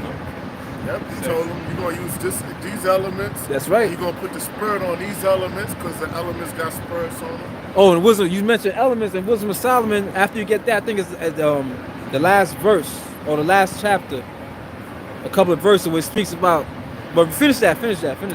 But deemed either fire or wind or the swift air or the circles of the stars or the violent water or the lights of heaven to be gods which govern the world. That's right. Like what's that show? The guys must be crazy when a can came from the sky and it fell Coca-Cola can and a bottle and it went and they picked it up and it was like that was a god to them. They looked at it like, oh shit. Because you could kill with it. Remember in the movie, he grabbed the bottle and he hit somebody over and beat somebody up over the head with the bottle. Yeah. And killed them. You know what I'm saying? So they was like, this shit is Satan. Yes. He called himself going to the edge of the world. He finally got to the rainfall. He threw it off. Fucking heathens. That's what happened when you lack See, you know what? the connection with the Most High. But the people, that's how people were primitive like that, man. But Israel wasn't like that, man, because the Most High chose to deal with us. That's how you. That's another reason why you gotta know you're not a heathen, man. All right, you're an Israelite because Israelites get perceive things on a higher frequency or more spiritual than a heathen do. That's why we're able to discern this word when a heathen can't. That's This right. is just words to him. This is no different than Harry Potter to him. It's just another book to him. Even some 2/3 of our people who can't get it, they be like, well, all you got, what you really got to do is join this like the book of Enoch. Yeah. Wait a minute, that's because you really can't perceive. You can't even get this, and you can't want even get the Book of Enoch. Right. But there's a book of Enoch. Yeah. There's a book of Yasha too. Yeah. What's that? It tells you. Not We'll get that in what's out Jude. there. It say Enoch prophesied. What's that? Jude. Get Jude. Not the one that's in Barnes and Noble. That's not. Yeah. That's Come not on, it, man. So Enoch is a man of the Lord. Yeah. It tell you he prophesied. Get Jude the first chapter. Or it's only one chapter. Well, Enoch, he got translated. Right. Yeah, he got About translated. He Yep. got beamed up. Abraham was a prophet. Enoch is definitely a man of the Lord. Shit, Enoch ain't spoken about enough. He's one of them guys that's in the cut, you know what I'm saying? He got beamed up. So he might be too Only close. him and Elijah was. Well, Yahweh Shai too. Yahweh Shai. Let me see. Just read the whole Actually, read the whole tell chapter. you, tell you also Philip got beamed up too. Tell you how in the book of Acts how Philip after he was beamed up and He brought to the Ethiopian eunuch. yeah he went I think he went to the Ethiopian unit first and then he was beamed up after. Yeah. And the chariot took him and dropped him off somewhere. But he didn't have no remembrance. King David. King David got beamed up also. Oh, he was brought back down. Yeah. You know? But Enoch, Yahushua, they was taking Elijah. They was taking. It was never brought back. So that's cryogenics. Never Their died. bodies They still- never died. Yep, that's right. still up there. Go That's why I ahead. said ye that are alive and remain. Go ahead, brother. That's right. That's right. This is Jude, verse 1. Jude, the servant of Yahushua and brother of James, to them that are sanctified by the Most High and Father, by the Lord and Father, and preserved in Yahushua and called. Mercy unto you, and peace and love be multiplied. Be loved. Right. Go ahead. When I gave all diligence to write unto you of the common salvation, it was needful For who? For the Israelites. Yeah. Go ahead.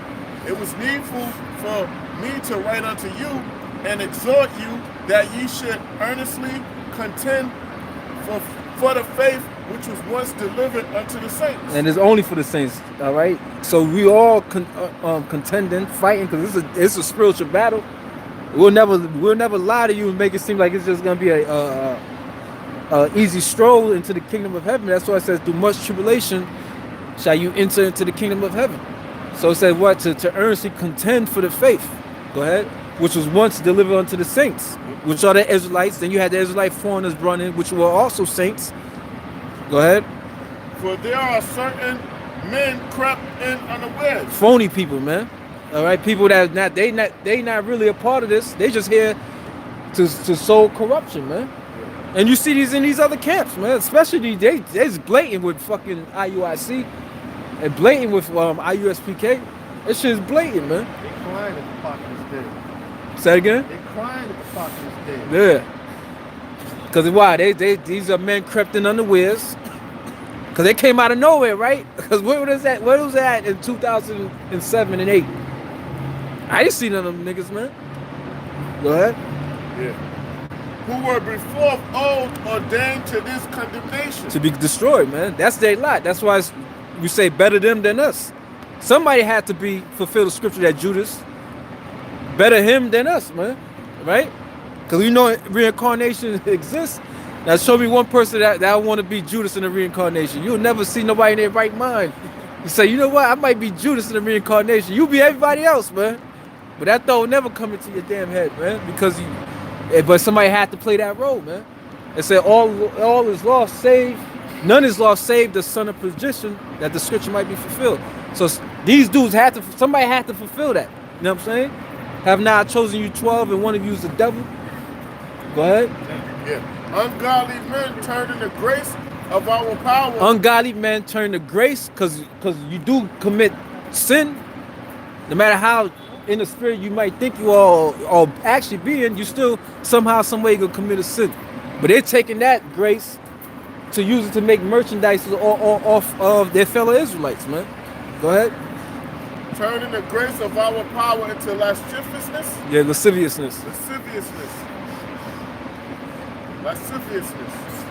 And denying the only Lord power and our Lord Yahushua. Because they're not in there to magnify the Most High and Yahushua.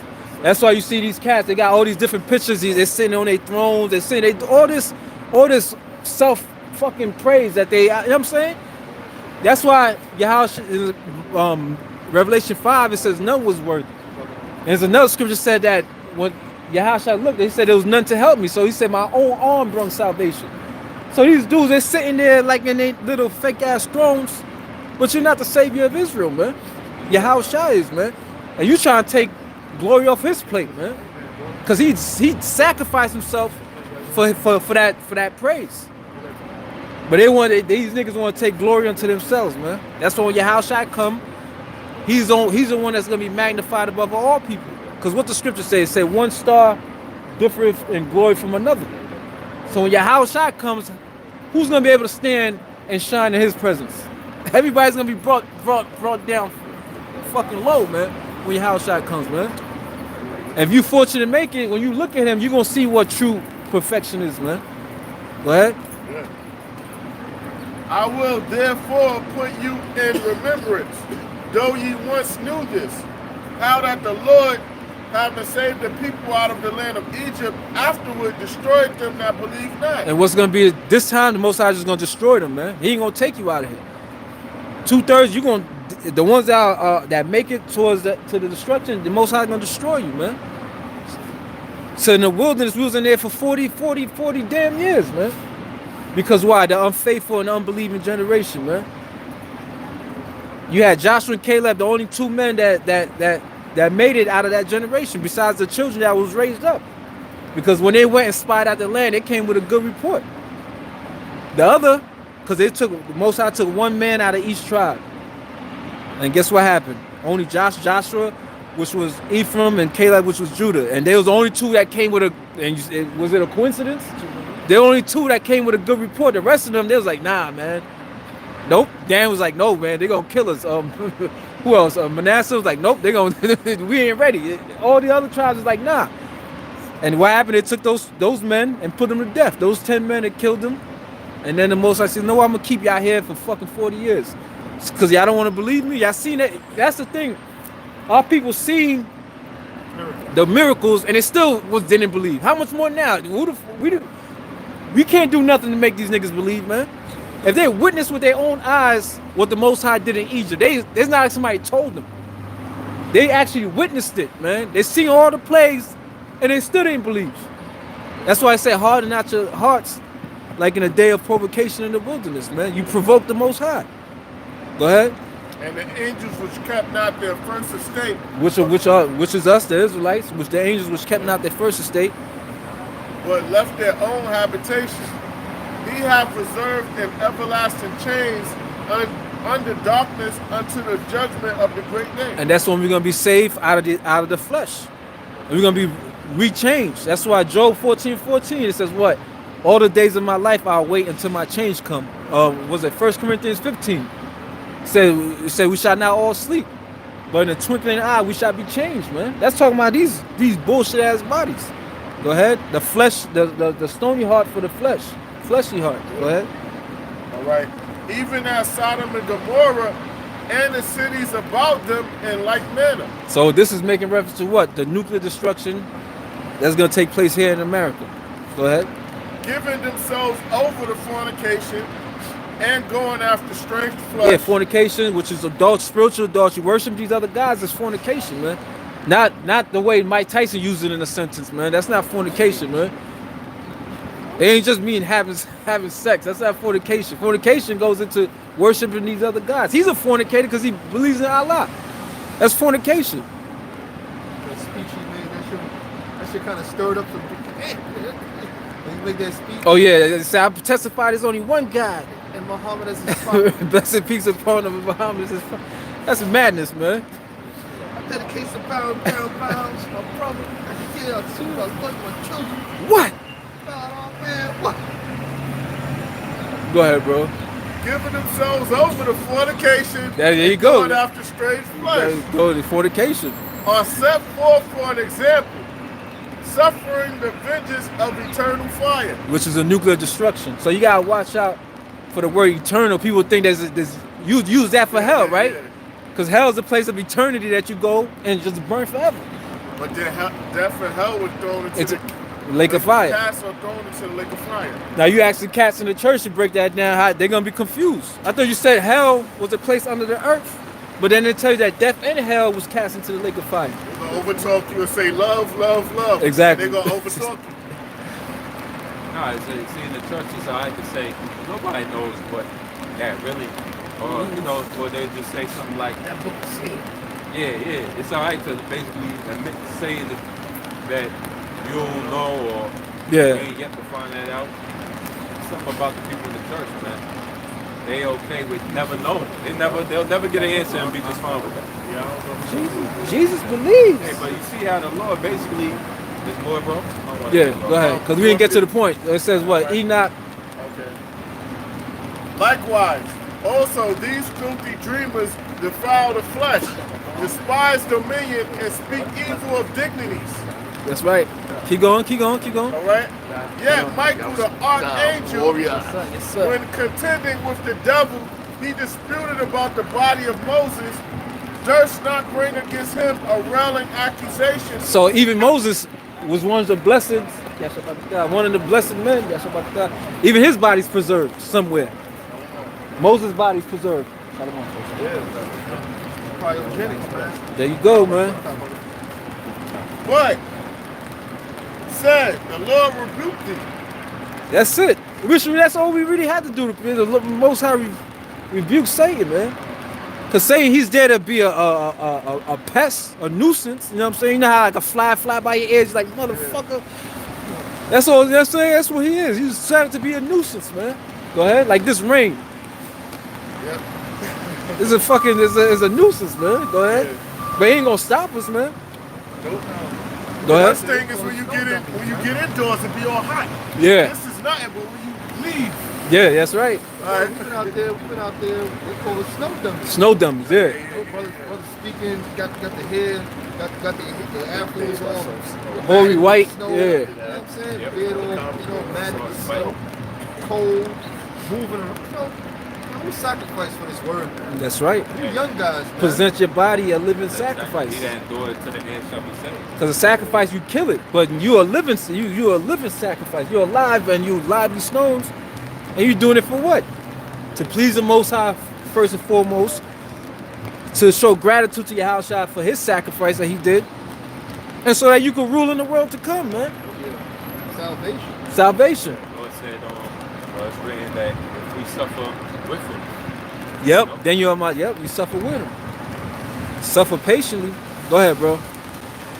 But these speak evil of those things which they know not. They don't know.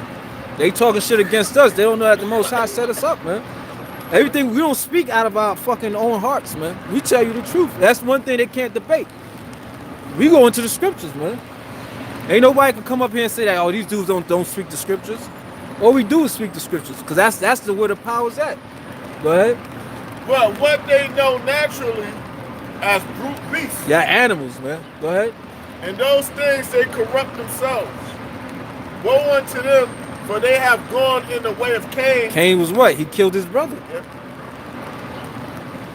Go ahead. And ran greedily after the error of Balaam for reward, and perished in the gainsaying of Korah.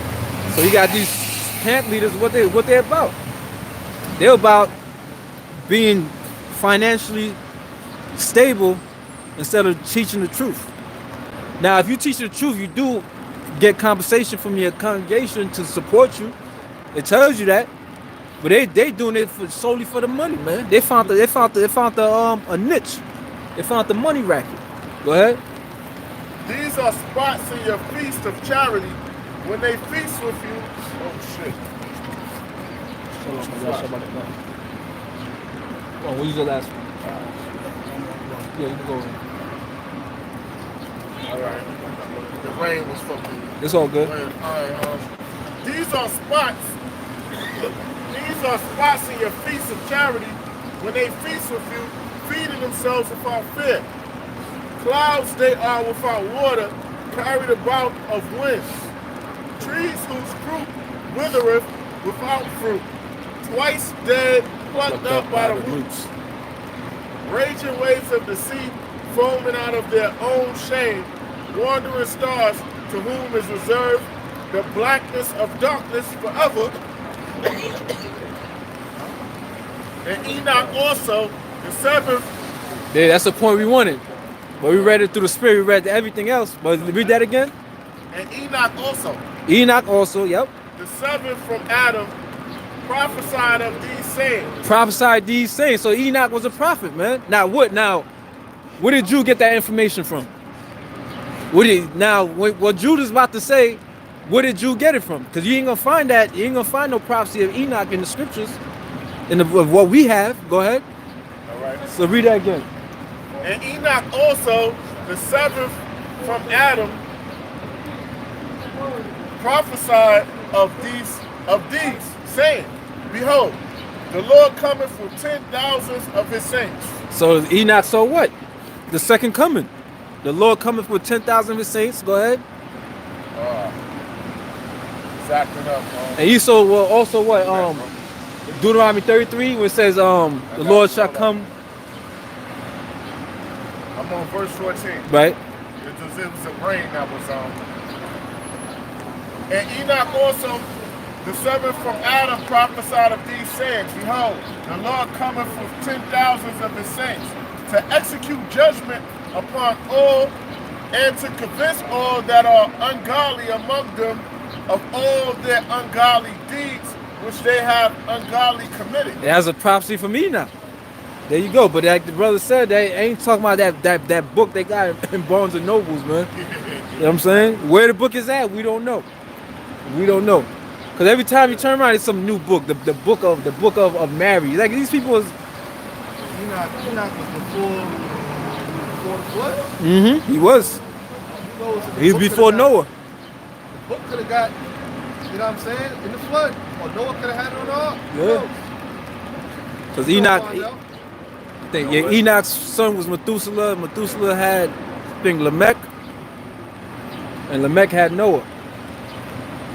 So say Enoch, the seventh from Adam, prophesied this, man. All right. To execute judgment upon all and to convince all that are ungodly among them of all their ungodly deeds. That's right. Which they have ungodly committed. There you go. That's prophecy, man. And of all their hard speeches which ungodly sinners have spoken. You see? And all their hard speeches, all that shit talking that they be saying, popping mad buko shit. Yeah. And guess what's gonna happen? Now they're gonna give account for that. So every idle word that men shall speak, they shall give account for in the day of judgment, man. They shall give account for in the day of judgment, man. So all them words, all them hard words that they spoke, guess what? They're gonna pay for it, man. Because they seem to have the upper hand, right? But you see through the Spirit of the Lord said he'll give you a mouth of wisdom that no man, no adversary shall be able to gainsay against in so many words, man. Because despite all that, guess who's still out there? The ones who really believe, man. Now these cats at these other camps, you think they looked at the weather when they seen it was gonna rain? You think they came out here today? When it was cold, it was kind of chilly today. When they seen it's gonna be on 50 degrees, or we're gonna go out next week. We're gonna do an indoor session today. Turn out, put off not from day to day. Put off now for day to day. You're supposed to do it while the day is hot. Cause you wait till tomorrow to teach, and then today all fucking hell breaks loose. And what you looking like? Wait a minute, you should have been out there. Might not wake up tomorrow. Yeah, you might that too. You might not wake up tomorrow. But it say down fool that life is quiet. That's right. That's why the only thing that really matters is the present. But everything pulls you away from the present. Either you got some shit that happened in the past, you think about some fucking build in the future. That's all bullshit. This is the only time that matters, man. The here and now, man. And Esau's good at fucking pulling people away from the present, man. That's how people got so much mental illness, man. They be go fucked up in the head, man. Yup. It's hell. Because really, when you think about it, the weekend, right? Really, the weekend is what, like one, like a Sunday, you preparing for fucking Monday for work. Man. So it's like hell. Like the weekend is Friday evening to Saturday. Yeah. In the world, they say the weekend really start on Thursday. Yeah. You know what I'm saying? So you really hit the bars and all that, man. You go when you got And we used to do that, but we used to be going to the bars and, you know what I'm saying, different spots, eating mimosas. Oh yeah, so go with it. Like that. Younger, you know what I'm saying? They like old now, but we used to do all that, going to spots, chilling with brothers and shit, man. That's a beautiful thing when you were brothers. Yeah. You know? Now it's getting to the point you don't want to be around nobody in the world, man, because they so fucking polluted, man. COVID shut a lot of this glee and happy time. Shut a lot of that down, man. Yeah, well, what's the scripture? It says what? Now there shall be a quiet for mine. They shall say the voice of the city. The voice. Well, what I'm thinking of is here. The mirth is gone from the city to something that. So, see, you can find that one, bro. Yeah. I'm not sure what that's at. I got this right here. So, that's it on that, yeah. so Ecclesiastes 12:1 says, "Remember now thy Creator in the days of thy youth." Yeah, when you're young. Remember now that Creator in the days of that youth, man. Don't wait, you know what I'm saying? Because with sweet white Jesus, you can wait until you fucking, you going through menopause or your joint ain't working no more, and you could go and say, you know what, now it's time to serve God with all my might and all my power. The world needs you then, you know what I'm saying? You it's a sacrifice, man. Which is a sacrifice to have a high status in the world to come. Because everybody do shit now for a high status, right? Your props, right? Your props. He's known for this, he's known for that. But a nigga don't want to be known for doing the right thing or known for serving the Lord. But in the kingdom, you gonna get your glory then, man. When your house shot himself. They tell you there's a man taller than all the rest. Set crowns on the men's heads, man. Because he's gonna be the tallest Israelite in creation, man. This is the book of Isaiah, chapter 24, verse 11. There's a crying for wine in the streets. All joy is darkened. The mirth of the land is gone. And there's a little, people still doing their little thing here and there, but it's gonna get to the point it's gonna be worse than what it is now. Cause now you still gonna go get a drink, you know what I'm saying? You go to the liquor store, you wanna go check some chick, you can go do that, you know what I'm saying? You can do all that. When the Most High really watch Sports Center. When it really hits the fan, ain't nothing to drink, right? There ain't nothing. The liquor stores is tapped out. Niggas done raided it and busted people heads open. All right, now everybody's rationing. Then you gonna see how real things get, man. Ain't no Sports Center to watch. Ain't none of that, man. There might not even be no electricity, man. You know what I'm saying? There ain't no electricity. And then people gonna have to what? Deal with reality. That's why I said what? Because of iniquity shall abound, the love of many shall wax cold, man. Then you gonna see people. They said what? Friends shall fight against each other like enemies, neighbors. Oh man, junkies in Brownsville, man. Josh, yeah, I'll give it a location. You know, I'll be interning in a drug treatment, one of the drug treatment clinics. And yo, man, they be going in for their Suboxone and all of that, Right. yo. And they be wanting that shit quick. I'm like, yo, the doctor pull out the order, and they still be snapping. You know what I mean? They be having to hide the doctors and shit because they want to fuck up the doctors. Yo, man, when that time come back, they gonna be throwing people through windows, man. That's why they doing all these damn zombie movies. You people represent zombies like The Walking Dead. You the damn zombies, man. Go ahead, bro. Verse 8. The mirth of Tabret ceaseth, the noise of them that rejoice. Yeah, mirth for tablets, that's your music, man. It ceases, man. You know what I'm saying? Enjoy, yep. Going to your parties. Even throwing on a record at it, because we do that. We throw on songs and jam out and just lay back and listen to it. That shit's all gonna be, as soon as that shit's all gonna be dead, man. Which is, see, we're looking forward to the kingdom, man. As scripture speak about hastening the day and the coming of the Lord. Because if you can have a so-called good time here, imagine in the kingdom when you're in power. I'm saying Jacob make a good time out of a bad situation, man.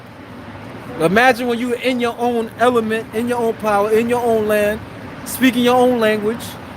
Because you ask what's black culture, they don't know. What's Hebrew culture? Ask a nigga because we're Hebrews. What did we do before we came into slavery? What did we eat? How did we talk?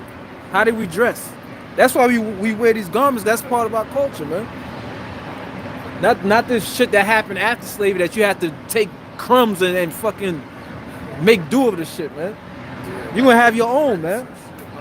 Say that again? Like we made bricks and all of that. Right. In the kingdom, you have your. That, but you know, but that was slave shit. Yeah, slave shit. No, he's talking about now. Yeah. Kingdom, man. Imagine in the kingdom eating bricks. You know what I'm saying? That's mad, man. Sardines. That's slave food, man. And Esau ain't even gonna eat that. Remember when I used to eat sardines for breakfast? Esau would be lucky. We could make Esau. You could live off fucking oxygen, man. The spiritual power, shit. Because Esau can promise you riches in society. That's where it starts. That's where it stops. Satan. Well, the same promise Yahushua. Say you bow down before me. I give you all this, man. I give you all this. Yeah, whatever. I'm gonna bow down to you. Isn't it written? Thou shalt worship the Lord God only. And man shall not live by bread alone, but by every word that. So he was telling, look, say your little tactics ain't gonna work here.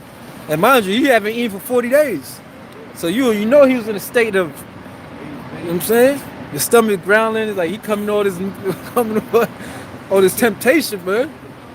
And that wasn't all of Yahushua's temptation. He was tempted every day that he lived on this earth. You know what I'm saying? He was tempted every day. That's why he told the disciples, you've been with me through all my temptations. That was just one of the ones that was written for us to know about. Go ahead. Verse 9. They shall not drink wine with a song. Strong drink shall be. What the scripture say? It said what? Wine is good with a banquet of music. They say you should not drink wine with song. Well, that's what niggas do. You throw a music video. What is it about? Drinking and partying, reveling, partying, having a good time. Say you're gonna have the wine and read that part again. They shall not drink wine with a song. Strong drink shall be bitter to them. That's right. That's right. Most High's gonna turn everything your mornings into mourning, man. Your happiness is definitely gonna be turned into mourning. You're gonna turn your sorrow into more sorrow. I believe. When they're starving and they say, look, the ones that believe me, they're gonna eat, man. We're gonna be tested too. We're gonna be tested, but guess what? Yahushua's gonna be with us to carry us over that threshold, man. Go ahead, bro. This is the book of Isaiah, chapter 65, verse 13. Therefore, thus said the Lord power, behold, my servants shall eat, but ye shall be hungry. That's right, his servants shall eat, but ye shall be hungry, man. That goes for 2/3 of you false camps out there. You're gonna be fucking starving, man. You let these other fucking false leaders lead you astray, because that's what they're doing. They're leading you to your destruction, man. But guess what? The ones that truly believe in Yahweh, guess what? They're gonna eat, man. That's Most High will take food off another person's plate to give it to a brother, man. Like when Elijah was fed with the raven. You had the angels that fed him, then you had the raven bring the food. Somebody could have just set something on a table and the bird came down, picked it up, and brought it to Elijah. You want somehow, some way the Most High will feed you. Yahweh Shai. Did he not multiply the loaves? Come on, the Most High can make things just appear out of nowhere to feed you, man. So it's the ways that the Most High can provide for you is endless, man. Just know that it can be done. Go ahead.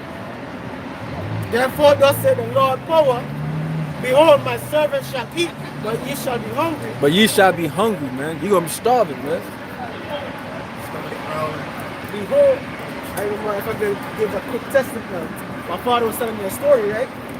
This 7-day event, this is back in honest, this 7-day Adventist guy, 7-day Adventists, you don't eat, like they follow the dietary. Yeah, they don't laws. eat pork and shit, yeah. And he came back from like hunting or something and he didn't catch the food.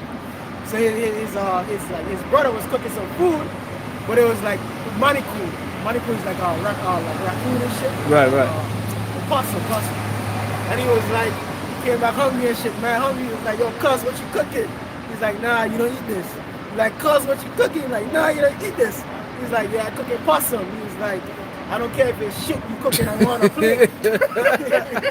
And this nigga, so that's what happens to a lot of you jigs, man. Yeah. You know what I mean? Even you jigs, I say, you don't eat this, you don't eat that. Hey, you gonna be ready to eat each other, man. Yeah. Piece of fruit. You know what I'm saying? They got that Esau spirit, man. That's the Esau spirit, man. Go ahead, bro. God, verse 13. Therefore, thus say the Lord power. Therefore, thus say the Lord power, behold, my servant shall eat. That's fucked up. I don't care if you cooking shit, nigga. That's right. You reducing fucking cannibalism, man. Come on. So y'all serious that famine is, bro. And that's just one day. That's just one day. That dude is ready to sell his soul for fucking some possum, man. Light person. Yeah, that's a. Whew. Behold, my servant shall eat. That just proved how crazy it's gonna be out here. Yeah. After the first day. The first day, people gonna resort to fucking cannibalism, right? And you know what? People just don't know how to work under pressure too. That's pressure, basically. You want everything to be at ease, and then you want to make your decisions. Yeah. But when you're hungry, you gotta make decisions. That's right. When you watch that show, the Island, the Bear Grylls, the Island, part 2, and you see what happens when people ain't get their food. Oh man, first of all, you ain't got no energy, so you gotta spare your energy. So you can only talk, walk, and do a certain amount of activity before you run out of energy. Next thing you know, you can probably lay in there most of the day. Mm-hmm. Your head start hurting, all types of cancer. And for certain people, it's gonna be more than for other people. Oh, yeah, Because through the Spirit, the Most High, we do the Day of Atonement. So we know we can go 24. We ain't gonna fucking bug out after 24 hours. Because we've done it in the Spirit. Like, wait a minute, we done did a Day of Atonement for years. So we know at least 24 hours we straight. Hey, but you know what? A lot of these, that's why the Lord said what he said about family too. Yeah. Because a lot of these family, they love their family, all that, family reunions, cracking, y'all got 50 people there. What's going to happen when all 50 of y'all is hungry? Yep. And you're going to see the them little up. baby going to be food. One of them is going to put the baby. That's in the scriptures. It said what? They've sided in their children. It means to boil, side and side. Took the baby, it's like, fuck it.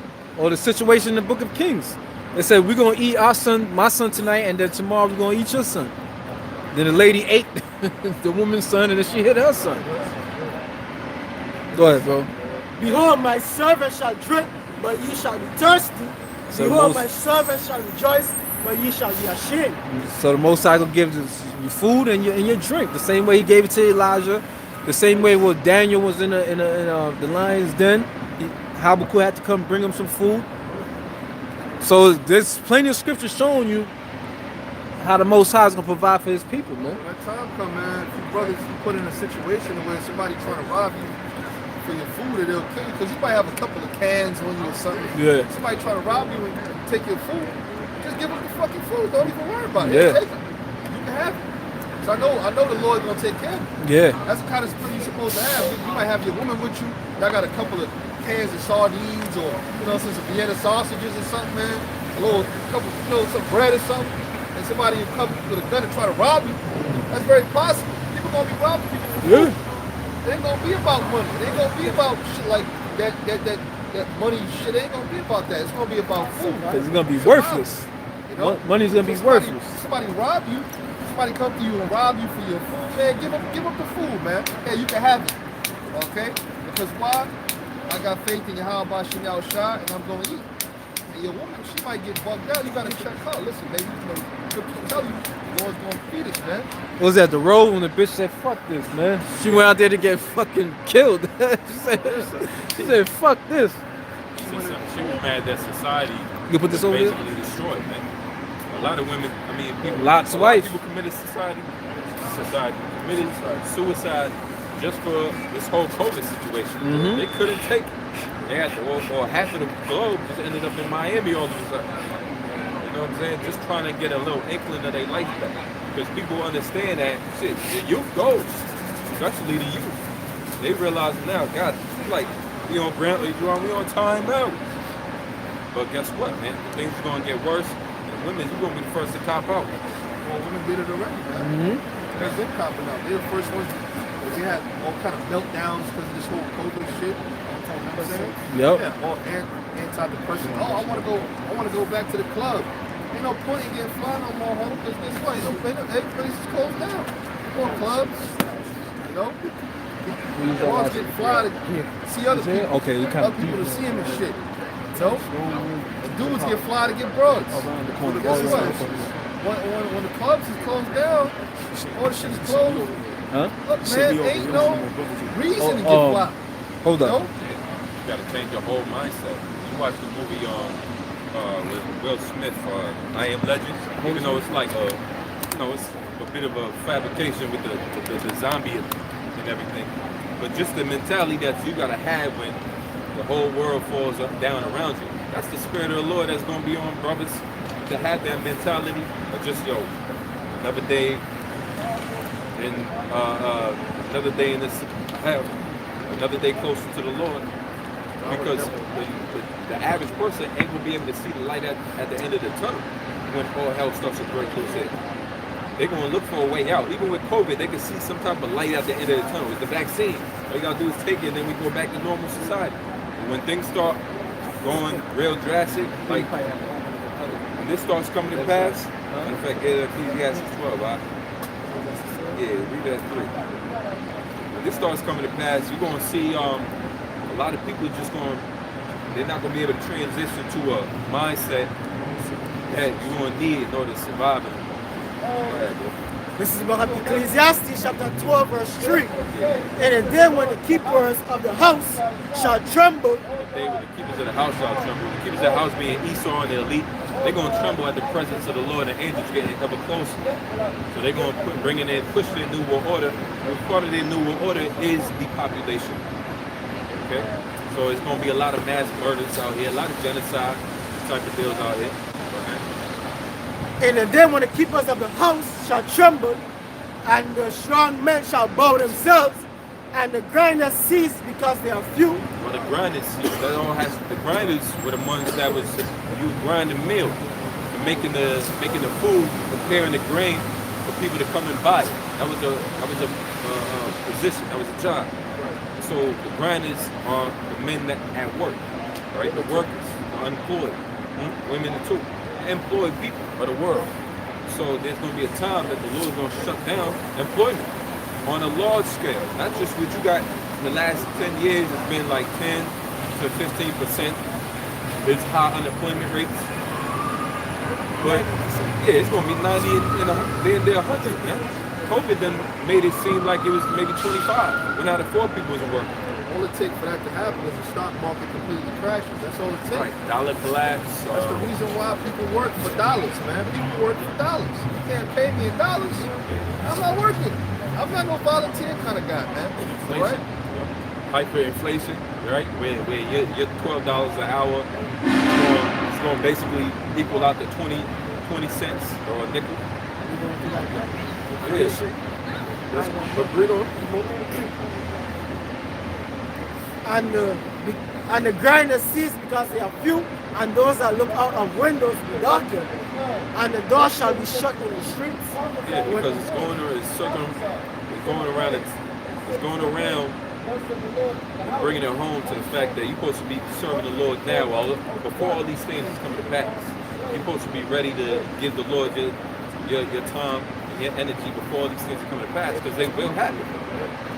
It will happen. We've been prophesying about it for years. The prophets are old. Our apostles have been prophesying about these things for years. We're slowly and gradually coming into a time where the RFID chip is going to be mandated. All right? Let alone volunteers, but it's right now we're in the volunteer phase. It's about to be mandatory. And so what's going to happen after that? It's going to the coming of the Lord. So it's a few steps until this process actually comes to pass. But in the meantime, you're going to see men not being able to work anymore. Man, it's going to cause all out hell. The majority of people out here in the streets wandering around, looking for food, bread, women. That's when the day Isaiah 4:1 come to pass. Women start looking for men to attach themselves to for safety. Like the Book of Eli. Book of Eli style, right? But there's going to be only a certain amount of men that have the Spirit of the Lord working with them to be able to see the light at the end of the tunnel. Remember, depression, right, is basically not seeing the light at the end of the tunnel. You thinking that ain't nothing good. Yeah, this is the end. Ain't nothing good gonna come out of it. You might as well end yourself. So there's gonna be a lot of drastic situations, especially when neighbor against neighbor. The scripture with 2nd Ezra tell you that men shall enter into another man's house. They're gonna be coming, kicking down doors. That's gonna be going on heavy, man. That's Contagion showed you that. You got people that you don't like, man. You know what I mean? Certain family members beefing against each other, man. Hey, man. Baby mamas. Jake gonna go wild, man. They show you that too when you watch the Purge movies. Purge show you that everything is pent up rage with Jake. Go ahead. Done.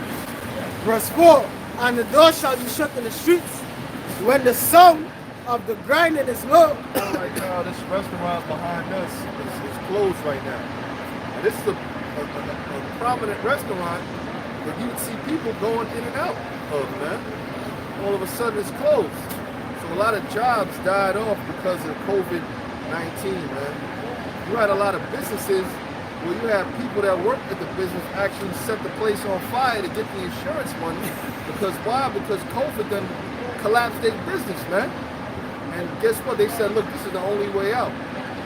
We'll set a fire and get the insurance money. We got fire insurance, we got flood insurance. So guess what? They're gonna pay. You have people go against the orders of the government to keep their businesses open, right? Which basically is a small form of insurrection, which the government started handing out Citations. Fines. Yeah, citations and fines towards those people. You got one Jake out, Italian Jake out in New Jersey. He had a drink. He got millions of dollars worth of citations because he kept it open the whole time.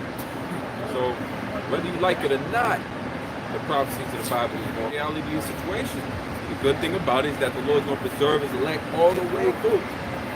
All the way through. The scriptures tell you how in Matthew 24 that except those days shall be shortened, there shall no flesh be saved, but for my elect's sake. So the Lord's going to speed things up just for his elect. 1 Thessalonians 5:3. 1 Thessalonians 5:3. For when they shall say peace and safety, then sudden destruction cometh upon them. Who's the main one saying peace and safety? False prophets. And then you got your politicians, right? Then you got your at the behest of the bankers. Nobody wants to have the society, the people, wake up to what's really going on because it causes them to turn against the government. It causes anarchy, right? Even though the society is going to collapse, even though there's going to be a great famine and the Third World War, the fact that the people don't know about it is why every life goes on like normal. But the Lord had it where we set up men and be able to watch for these things to come to pass in our hearts, really. And whatever we think about it, kids of the world, we put that aside to be able to see the larger picture, which is the Lord restoring his people. All right, whether you got to be a martyr for the sake of your Lord, the Lord is restoring his people, that's what it's about. So the mindset that we had through enduring continually, fighting demons, walking that spiritual walk, is we more stronger mentally than the average person to be able to take this reality that America is out of here, man. Right? This is the mystery Babylon. This place will fade away like snow. Go ahead, bro. All right. 1 Thessalonians 5:3. For when they shall say peace and safety, then sudden destruction cometh upon them as travail upon a woman with child. So the travail is coming. That's what it's talking about. And the majority of people aren't ready for it. They think it's all going to be good because liars is out here, false prophets is out here. They make money off of pacifying you people. All right? Jacobs are people that can be roused up easily if they understood the truth. When you're in the kingdom and you have this truth completely, you think you're going to be pacified then? You're not. So this truth enrages you in a good way because the Lord has something called a righteous indignation. That means a righteous anger. So if you have any semblance or similar attitude as the Lord, you be angry at your enemy, the adversary today, who lies to your people daily. Go ahead. And they shall not escape. They shall not escape. You know? Okay. But ye brethren are not in darkness. We're not in darkness. Go ahead. That they should overtake you as a thief. As a thief overtake somebody. Basically, what's the word? Element of surprise. The water. Because the same way a lion overtakes his prey, a cheetah, element of surprise. That's right. So just because we're not surprised at whatever angle comes in, because we prepare for it, right? It takes the edge off. You notice if you know the damn thief is coming, and you got that 9-iron waiting for him. 9-9, you got the 9 on, right? What did your house shot say that if you knew what time you'd come, you wouldn't suffer your house to be broken up? Yeah. Go ahead, bro. All right. Ye are all the children of light and the children of the day. We are not of the night nor of darkness. Which means we know that this knowledge is what's going to deliver the faith in Yahweh Shemiel Shah. Is what's going to, Lord willing, deliver us if we the elect. We understand that there's a light at the end of the tunnel. Shit, we waiting for hastening the day when all these trials and tribulations come, man.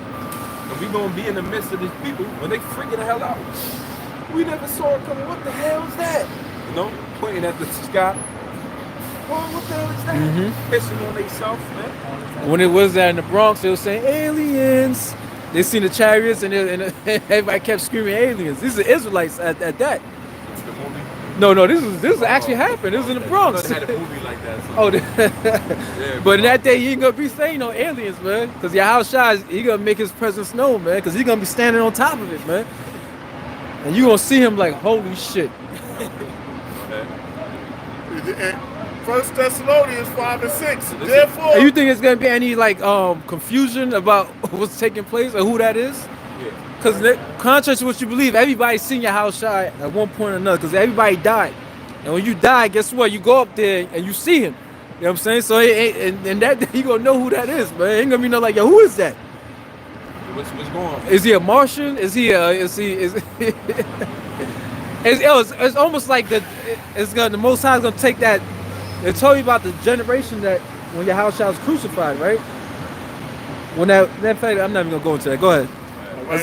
That's gonna complicate things. Go ahead. Make it simple. Yeah. Therefore, let us not sleep as do others. It is. So our benefit, the benefit that we have is that we have this truth.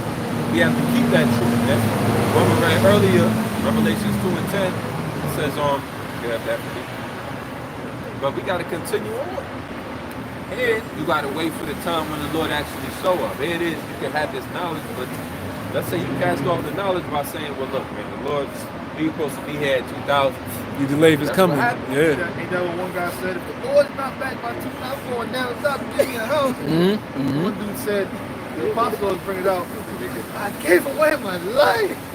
I threw away my life. You know, the apostles didn't tell us the whole story. Yeah. When everyone said, "You mean to tell me?" What he said? We're gonna be we're gonna be here another Yeah, you mean to tell me that?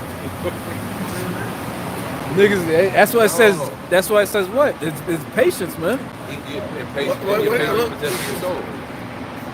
Therefore, let us not sleep as do others, but let us watch and be sober. Let us watch and be sober. There's another scripture that says, "Watch, be sober and give unto prayer." And I looked that word sober up. I can't remember off the top. But matter of fact, go to Peter's when it says, I think Peter's 4. In fact, let me. Grab this real Yeah, go ahead. This is the book of Revelation, chapter 2, verse 10. Fear none of those things which thou shalt suffer.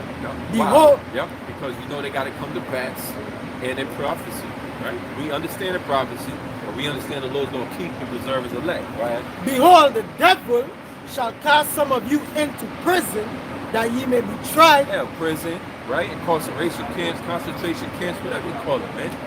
All right, whatever, yeah, the dungeon, the cellar, all right, and then, you know, whatever you want to call it, deep underground military base, yeah, the lab, shit, man. Wherever you want to trap us, we gonna be patient for the deliverance out of there too.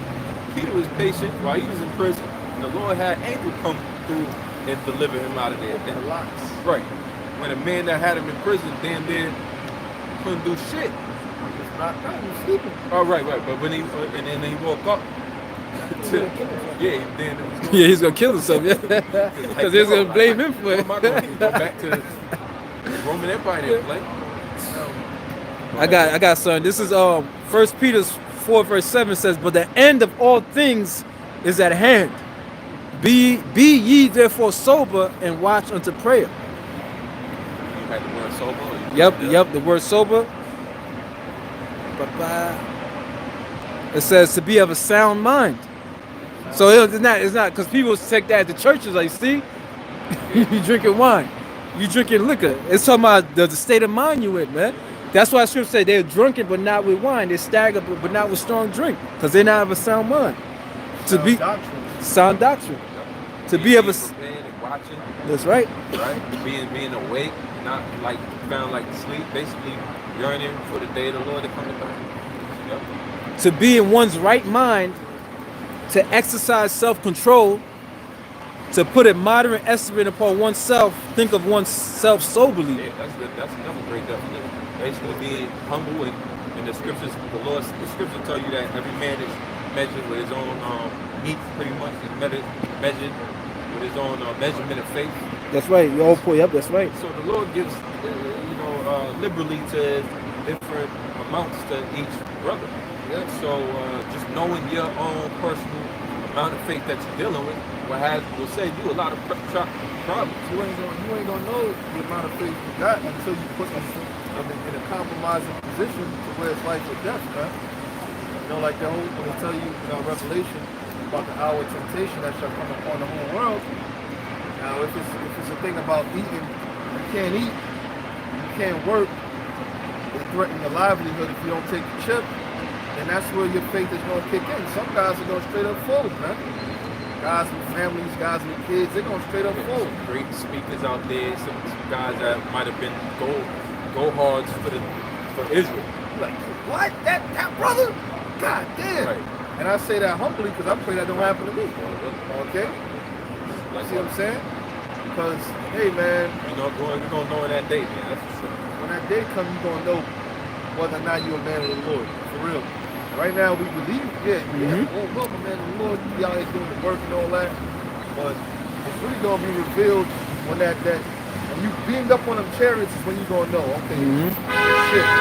Because, like the elder was saying, man, hey, I was on a conference call, man, and they're pushing that vaccine shit, man. They really say, like, if you're not taking it, you kind of bugged out. You bugged out, man. That's how these different corporations, they're like, yo, why wouldn't you take it, man? Why wouldn't you take it? And they done passed a law where corporations, well, your place of employment, they can mandate that you take it or you be fired, man. And you know, these fucked up, these scary ass people, they go, I'm going to get tested. And then now, if they should pop up positive, then they bring it back. Yo, everybody else working around them got to go into quarantine, so it fucks up everybody else's shit that's not going to get tested and getting vaccine. But the vaccine so now, don't guarantee you.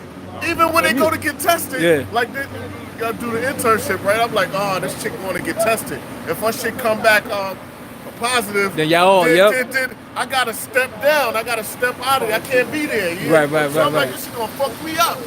I gotta do all this shit again. I'm like, yo, I hope everything go alright for this bitch because I don't want this shit to fuck me up and everything with alright, you know.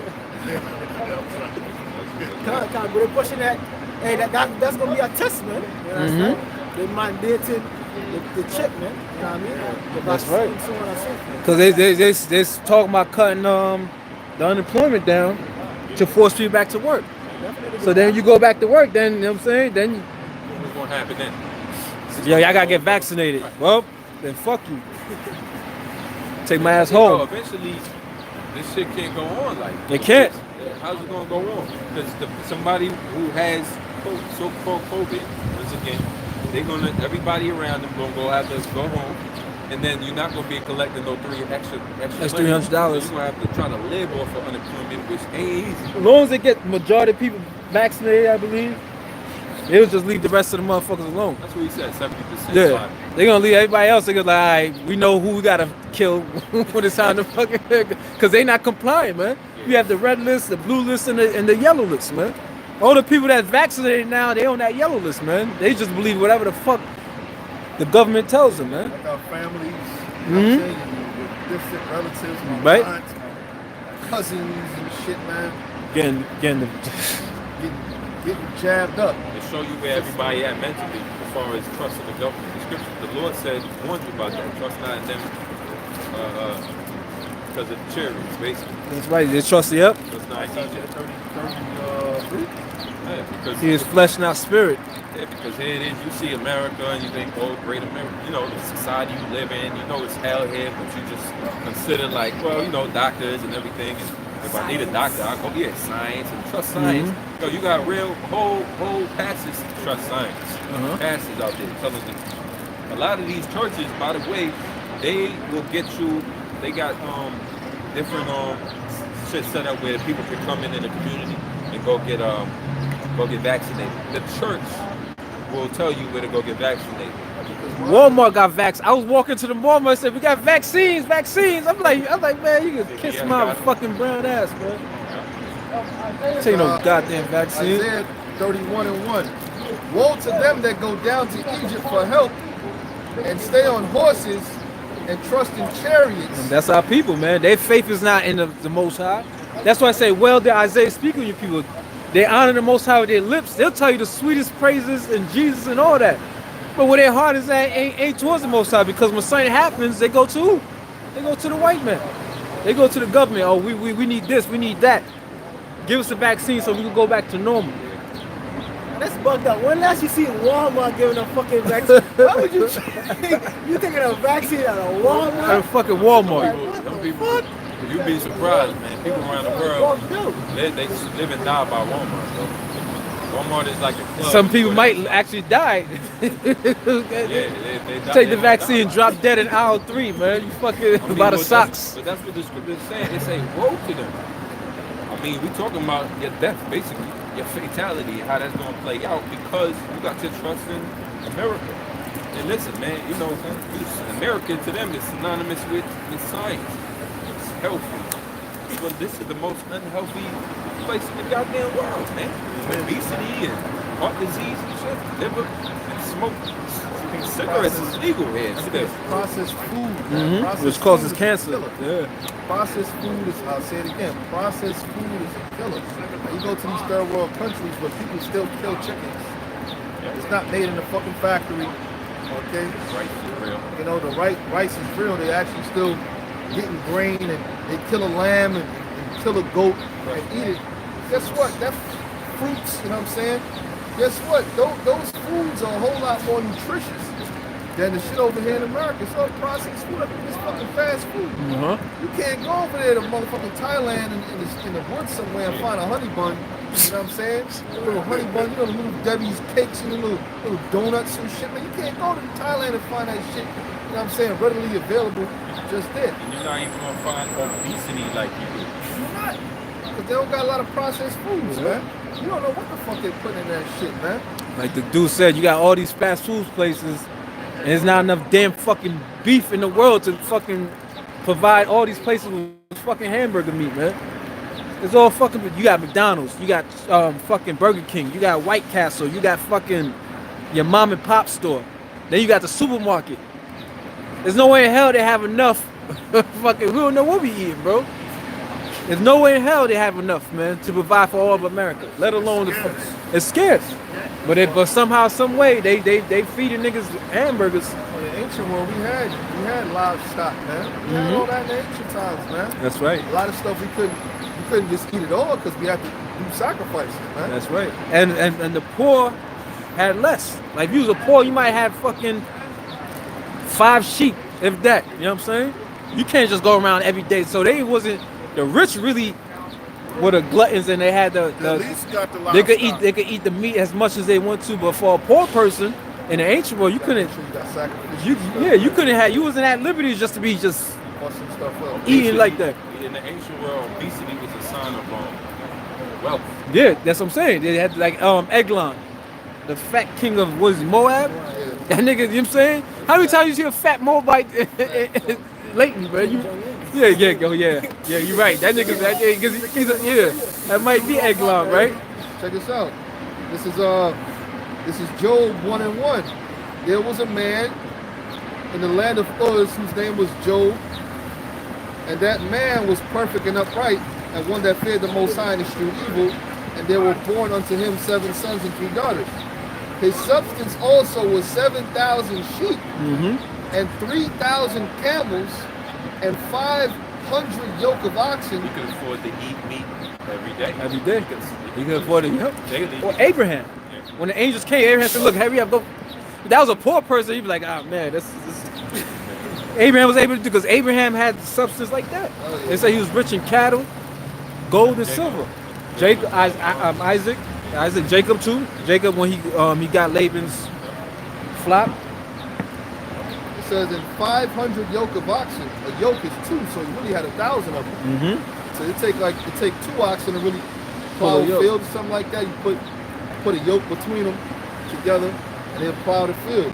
That's substance. When's the last time somebody in America had this much cattle for themselves? Now, if we understood this growing up, then all the money that you done blew, you're like, wait a minute, I'm gonna go fucking invest in a farm. Well, you know what? It's a Jake that I work with, young Jake too. What he does with his money is he buy goats and shit, right, and send it back to his country. He's from Guyana and shit, like me. Send it back to his country and shit. I'm like, damn, bro, you buying all that shit? That shit ain't gonna, you know what I'm saying? Do nothing though, man. That shit, that's all temporary. He's a goat herder, like Prince Hakeem. You know? It says, and 500 she-asses and a very great household, so that this man was the greatest of all the men of the East. See, that's real substance, man. That's real substance. See how much sacrificial beasts he had? He had 7,000 sheep, bro. A nigga have fucking 7,000 pairs of Air Force Ones. What the fuck is that? What the fuck is that gonna do for you, bro? 7,000. if they say it's 365 days in a year, he can eat sheep. He can eat a lamb every day. Yeah, and you know they reproducing. Yeah. And they having kids and reproducing. Yep. This is crazy. This guy was rich. Not to mention all the stuff he's selling to people. You know, Joe, can I buy some sheep from you that you selling it? Yeah, sure. Give me such and such shekel. Making money, bro. Transactions. 3,000 camels, bro. You know what a camel was? There was no horses. They wasn't using horses like that. They used camels back then. And they tell you about horses during the time of King David and stuff. They was using camels and stuff. That's more Middle East, though. You know? Mesopotamia, Fertile Crescent type shit. It's an actual story where it tells you how 300 Edomites escaped from camels. You can just imagine that shit. Them niggas is quick too, bro. Those shit is quick, bro. Go ahead. It says, and 500 she-asses in a very great household, so that this man was the greatest of all the men of the East. That's real substance. Imagine seeing the kingdom. You ain't even be able to put a number like. See, Job could put a number on it. In the kingdom, we're gonna have so much wealth, man. The gold and silver is just gonna be for decoration, man. Cause we're gonna have everything in our possession. It's not like you're gonna go like who you gonna go exchange with a heathen. You know what I'm saying? We're gonna take all that shit from them, man. This is gold and silver is gonna be to decorate the kingdom.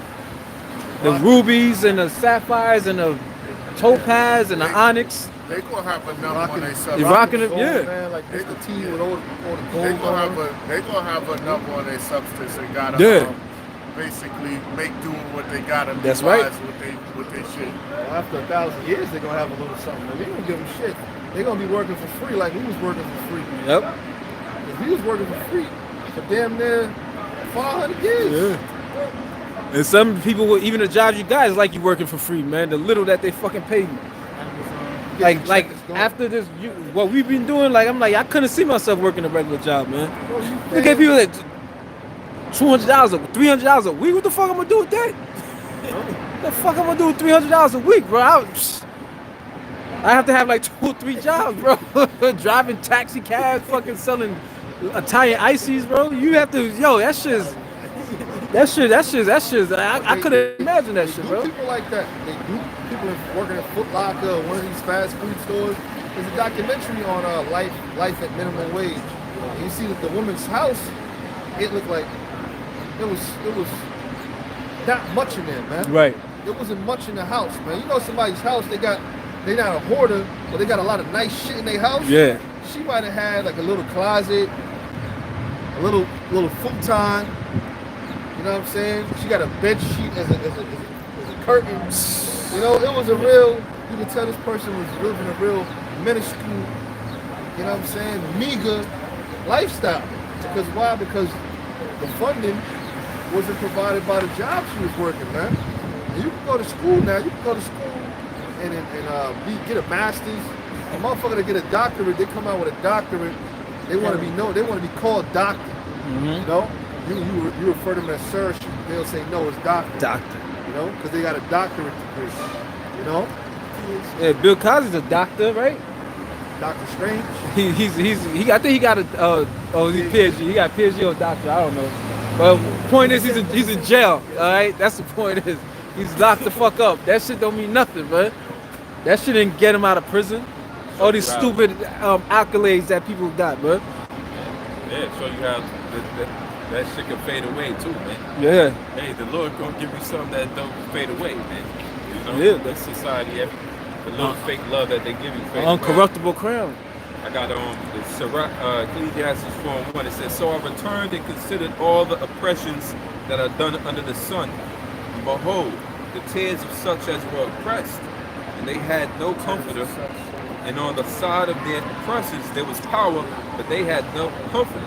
Who's that talking about? That's talking about us being oppressed and Esau oppressing us, man. Esau and the other nations oppressing us, man. It was one time when we cried unto the Lord and we actually knew his name. This is going back into the book of Judges, man. At that time and that was during these other captivities. The difference between this captivity is we don't know who the fuck we are. Back then, under the Moabites, we knew who we were. We knew we were Israelites. We knew the name of the Lord, and we prayed unto the Lord, fasted unto him, cried unto him, and he would raise up deliverers. Gideon was one of them. Jephthah was another one. Mm-hmm. Shamgar and these guys. Samson. Ehud and Samson. He raised up these men unto you. Yeah, you read about Deborah Gideon. and Barak. You know?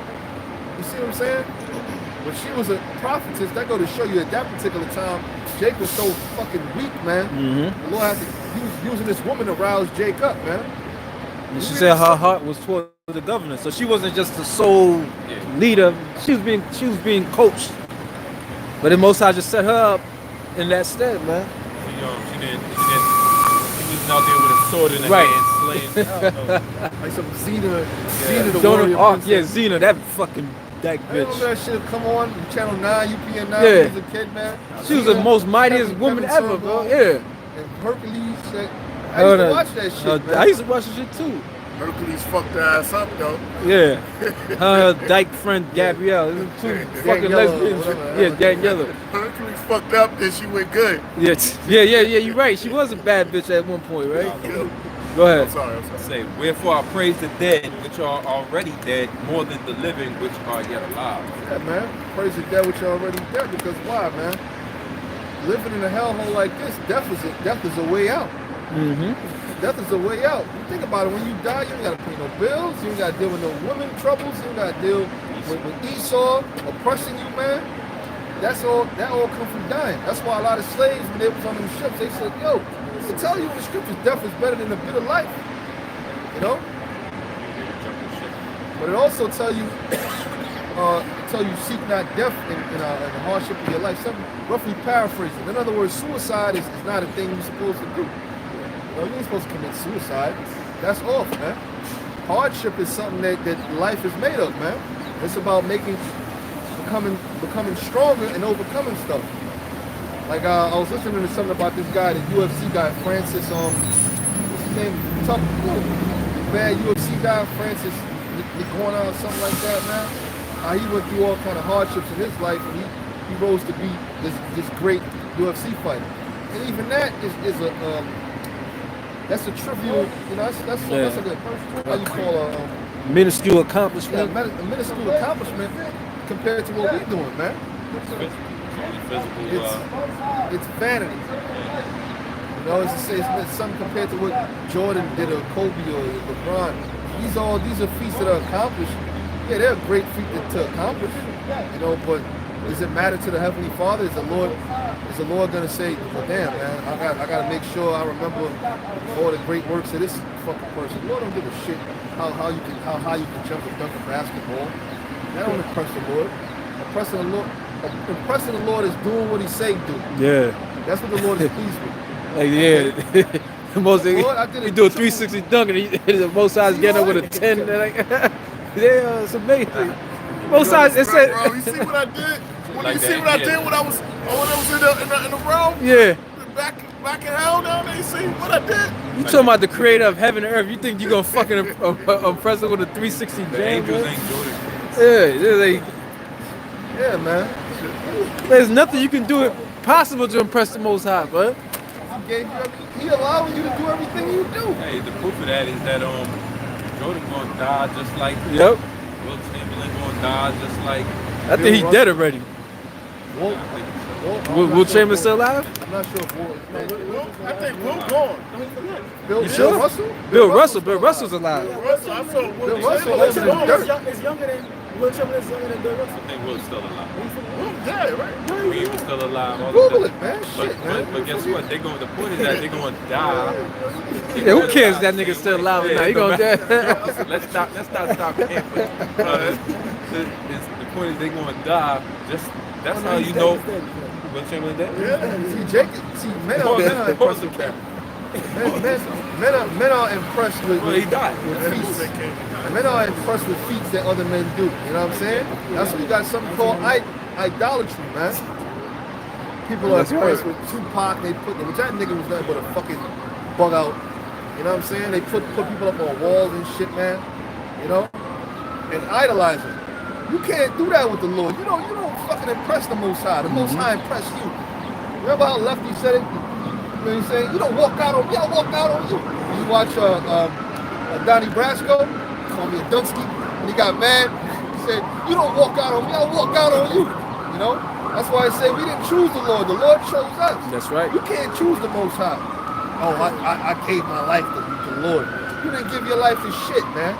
Can't even expect him to deliver you even after, you can expect that he's going to deliver his elect, but you can't make no demands of the Heavenly Father, man. They said what? The heavens are unclean in His sight. Man. He charges His angels with folly, man. Angels, and they don't sin. They perfect. That's really talking about us, though. Yeah. You know what I'm saying? Michael, you can't be going up in the heavens and you going, Salakia, Lord, I put on linen and silk today. Yeah. Salakia, forgive me. You can't go up to the heavens like that. They see that is their glory that they do not sin. Our glory is that we give seed. But when in the kingdom, when we get the new bodies, we're gonna have the glory of angels and the glory in man, making us what? Extraterrestrial. You know? We're going to be able to give seed, but we also going to not sin. We're going to have spiritual power. We're going to be gods on earth, brother. That's right. Brothers, sisters. I'm not saying y'all going to be goddesses, but y'all going to be princesses. Yeah, you gotta qualify that, because they'll run with that. I'm not going to, but I tell you what, you Israelite women, You gotta have spiritual power. yeah, y'all gonna have a little, y'all ain't gonna have nothing compared to what the men got, Yeah. but y'all gonna have a little spiritual power. You might be able to levitate something or something like that, make a little glass of wine come to you. That's gonna be Belly dance, mid-air, levitating, yeah, belly you gonna- dancing. Yeah, you gonna be do some sick shit like that's cool, man. You know what I'm saying? You might be able to wash dishes and cook something at the same time. You know, split. You know, do this and do that at the same. You might be able to do something like that. You know. Yeah. But you ain't gonna have no power to call lightning down and you know what I'm saying? Do shit that men do. You can call lightning down and grab the lightning bolt. You know what I'm saying? And be there with it. You ain't gonna have that power. Yeah, no wonder Woman's in the But you want the Lord gonna give you a little something. You might, if we call you, you might be able to walk through a wall till you can get to us faster. You might be able to do something like that. You know, little entry level. You know what I'm saying? Little spiritual power and shit. You know what I'm saying? Dan sure ain't gonna be able to call down no fire. You know what I'm saying? Something like that. You know, but you gonna have a little something. Nah, you gonna be able to do that. You're gonna be able to go into the spiritual world at your beck and call. You know, you gonna have to. You know what I'm saying? Be under the bench. You're gonna be under the Your bench. husband. But you're gonna be happy in your position. It ain't gonna be no arguing in hell. First of all, the reason why a lot of jakes argue with their women, man, is because you around this bitch all the fucking time, man. You argue with the broad because y'all stuck up under each other. You know? Now if you got space, like the saying goes, absence makes the heart grow fond. All your wives gonna have their own fucking houses. They have their own castles and shit. Okay. Know each other exists. They gonna know about each other. Got a problem. Now you gotta be hiding your iPhone and changing codes and don't use the finger.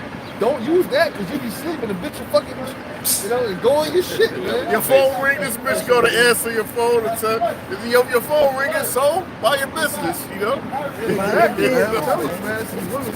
But This is another reason why it's written that he said, you know, I praise the damned which are already dead more than the living which yet are.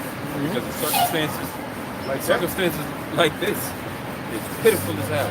you got car notes. You got pitiful. you got a car note, and you got insurance, and you got rent, and you got to pay the cable bill, and you got to pay your phone bill, Income tax, and you got taxes sales to pay, tax, sales tax to pay. You know, right? You Property don't even know if tax, you're you gonna own get a money house. back. Yeah. you see what I'm saying?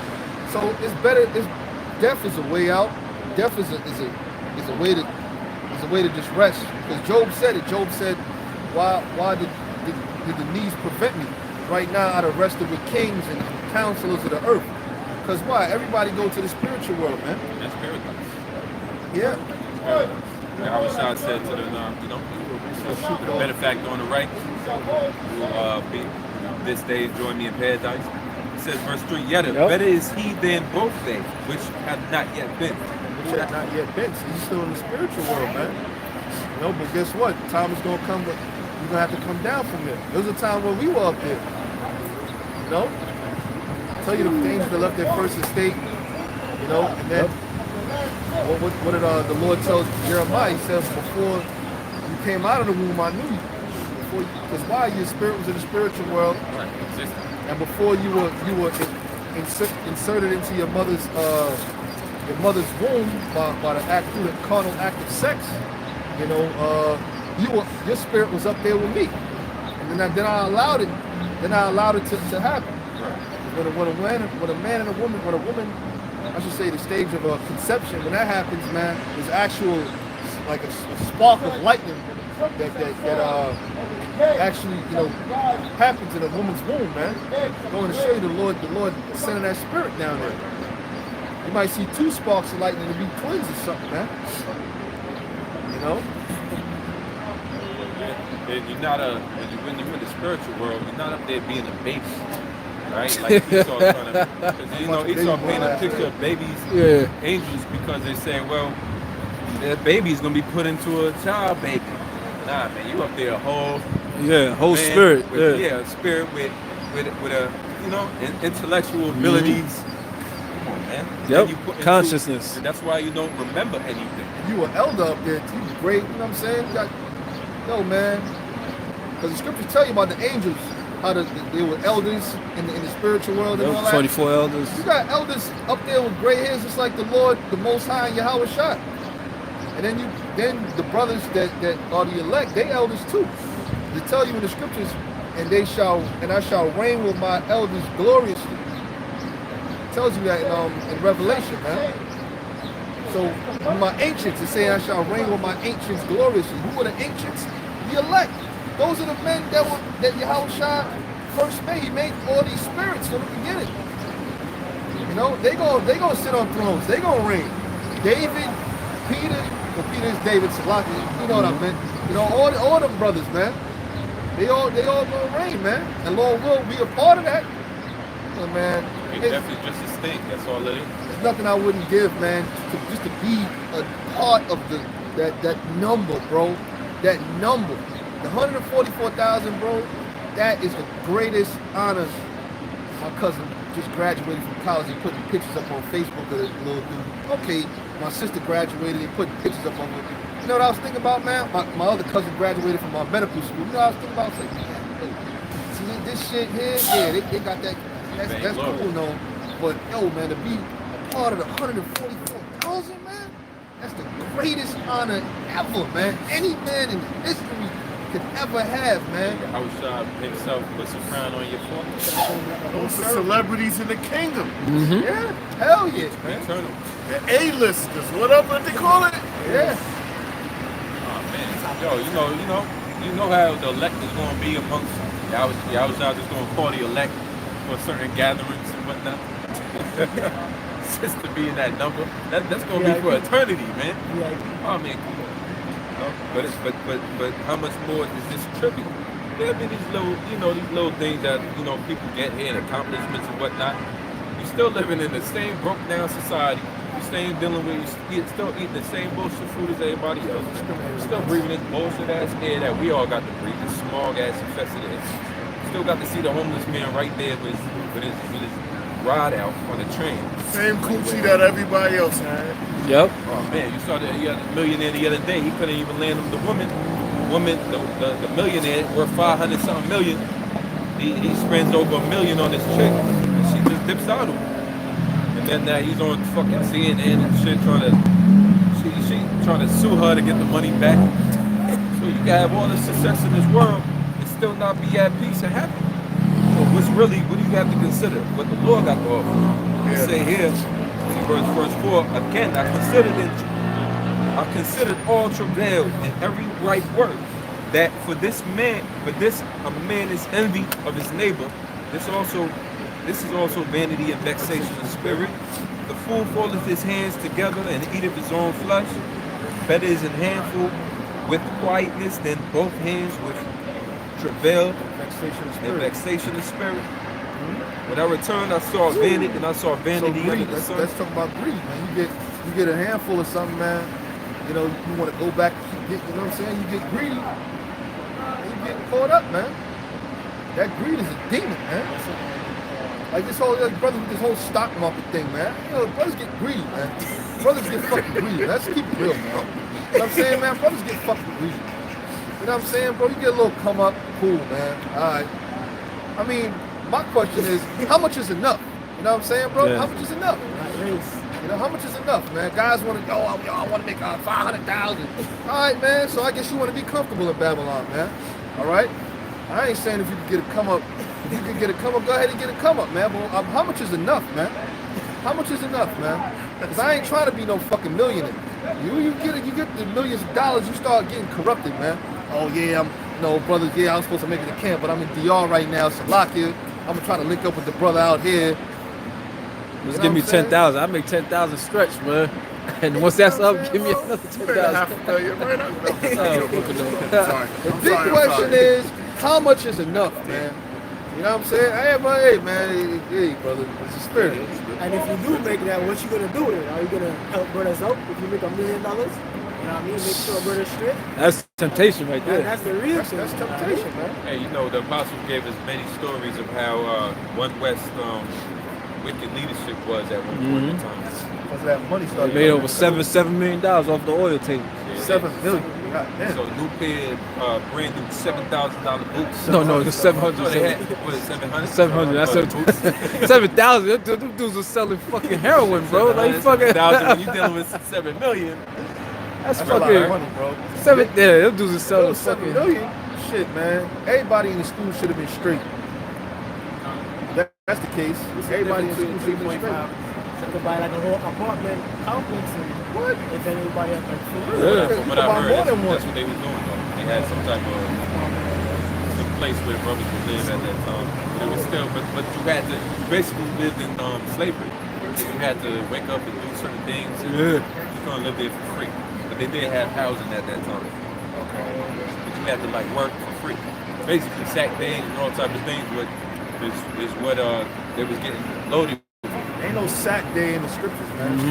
Yeah. If anything, it's a Sabbath. You know what I'm saying? That's an invention of men. And that's a perpetual, you know what I'm saying?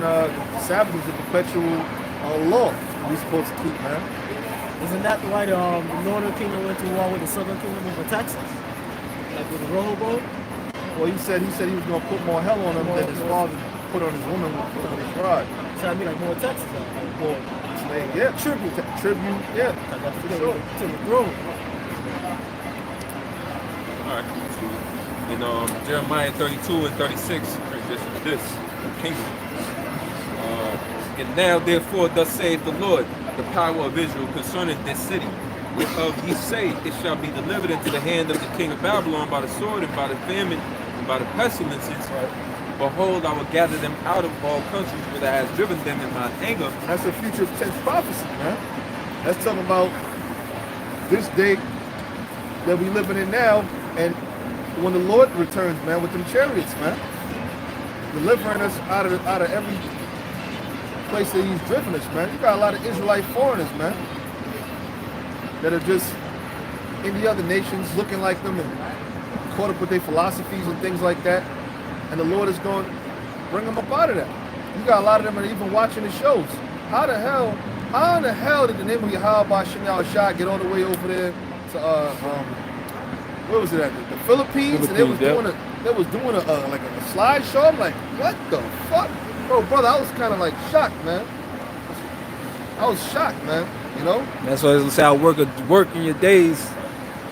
Is that Habakkuk? They should not be believed, though it be told to you. And that's the example of that. It was like foreigners. They said the name of the Lord is dreadful among the heathens. A heathen ain't gonna teach the name Yahweh Shem Shah. The so-called Jews, they could, yo, these people such, you show you they're the devil. They could go to the name, and they'll read a whole different word that's not even there. Hashem would be the character Ha, then and Shah, and Amah. But you see Yahweh, but they'll pronounce a whole different word, man. Which you be like, wait, that's not the word that's there. But they could run that game of people who can't read the Hebrew. Yeah. Well, Adonai was to be Lord. And supposedly that was the old thing that probably went back to us. What? It was a certain sects of Jews that wasn't pronouncing the name. It was a belief that don't say the name. Don't say right. That was an old custom that came back from even dating back to Roman and Greek Empire. Which, you know, just because you're Israelite don't mean you really dealing with the truth, man. You know, same way a man might come up to us and say shalom, then we say, he say, only one God, only the Lord. He don't deal with the New Testament. Most High, yes. There's some people here. Right? The Mona Israel cats, some dudes that's getting kicked out. Yeah, they don't deal with Yahweh Shah. They were still waiting for the Messiah. Now the question you ask them, if you just deal straight with the Torah, then you got sacrifice? And who's doing your sacrifice? Where's the temple at? You know what I'm saying? These people, they out their fucking mind, man. They're still waiting for the Messiah. Living close to a nuclear plant. Waiting for the Messiah after. So you gonna tell me the Messiah gotta come, and then we gotta go to slavery? Like, what's wrong with these niggas, bro? Lord gotta come to and be here and all of this shit. Go through, yeah, exactly, yeah. Yahweh Shah gotta be born in this time, Well, man. they took us back 2,000 years. That's what they did. Basically, that's exactly what they did, That man. means you got to go through a few more captivities out there, America. They living by a nuclear plant, bro. I won't be surprised some of them niggas turn out looking like hills have eyes, man. You know what nuclear radiation does to the human body, man? They gonna go there. Japan. A stranger. See, when our forefathers went there, when Abraham went to the land of Canaan, he was a stranger. When Isaac was there, he was a stranger. When Jacob was there, they were strangers. Then the land was given to them. So you gonna go back as a stranger? You in the land? That ain't your land. It is yours by birthright, but guess what? You're a stranger in your land, man. You gotta go to the devil to get citizenship in a land that's naturally your birthright. I get a visa. He said the visas ran out. Visa. You need a visa for the kingdom of heaven. You need imagine kingdom of heaven. Your visa run out in the kingdom of heaven. You gotta leave. Gotta go to motor vehicles and get my ID renewed and all of this shit. That's some madness, bro. Because guess what? You know Esau, he's from Canaan too. But guess what? It wasn't promised to him, man. He was pushed out. He was given Mount Seir. But the land of Esau's birthplace is the land of Canaan. It's the land of Israel, man. But it don't belong to them, man. It says, this is another cut to those people over there, the gutter rats over there too. Verse 37, it says, behold, I will gather them out of all countries, whither I had driven them in mine anger, in my fury, in great wrath, and I will bring them again unto this place, and I will cause them to dwell safe. It's not a place on this earth, but it's a nation that Israelites ain't among them. You can go to the weirdest places, I guarantee you, somehow, some way, there's an Israelite there. You go Papua New Guinea, New Zealand. You said Papua New Guinea? You can go Papua, there's Israelites out there. New Zealand, there's Israelites, and those some straight up fucking heathens, but there's Israelites amongst them, They man. got women everywhere, brother. They got pretty women everywhere, bro. There's Israelites every place on this planet, man. That's what Jake follow after, man. And you got Israelites that was there before slavery. Even before the transatlantic slave trade, you have Israelites in these different countries, man. Because Jake traveled, they migrate. You get there, you by yourself, you know what I'm saying? You meet a woman. It wasn't wearing fucking condoms and taking birth control pills back then, man. Some of these other places look like paradise, man. It's not hard to live a city. Compare- A city like, a metropolis for a damn location that's sunny all the time. Switzerland over there, man. Switzerland, beautiful, man. Countryside, gorgeous, man. Switzerland. A lot of Simeonites in Switzerland. In school, this one Jake, he said his father was out there, man. There's a lot of Dominicans out there in Switzerland. They the most place where most Jakes are born outside of America. I mean, how do I word it? So-called African Americans is Germany. Germany. Most matter of fact, for Americans in general, the most places where Americans migrate to is Germany. Hey, when slaves was coming here to America, there was still kings, rulers in Germany. That's why there's a letter that El Tazakwa did a video on it. Benjamin Franklin wrote a letter. While slaves was coming here saying, like, we don't want this place to turn like Germany, the swarthy people. Because the people, yep. So the people in Germany during the time when slavery was still in effect, you had Israelites in Germany already. See, there's a lot of mind game that Esau plays with fucking people, man. Meaning that you had black people that stayed in Germany even from all the way back then. That's why I say no one. But they won't tell you that, man. That's the first right of Germany. Even in England in England, all right? You had what is called the 1611 King James Bible, right? So you had rulers over there in England, black people in England, while slaves was coming here to America. So I said no man. Oh, shall throughout buy you. going, no man shall buy. Slaves going to Brazil. You had Jake and rulership in Germany and fucking England, France. But they play so much mind games that you can't pinpoint it. Like visually in your mind, you think that everybody in these places were white. Even Napoleon. Before he came to power, you had black people ruling in France. But they don't portray like that to you. You just think that everybody. You hear England, you think all white people. You hear Netherlands, you think all white people.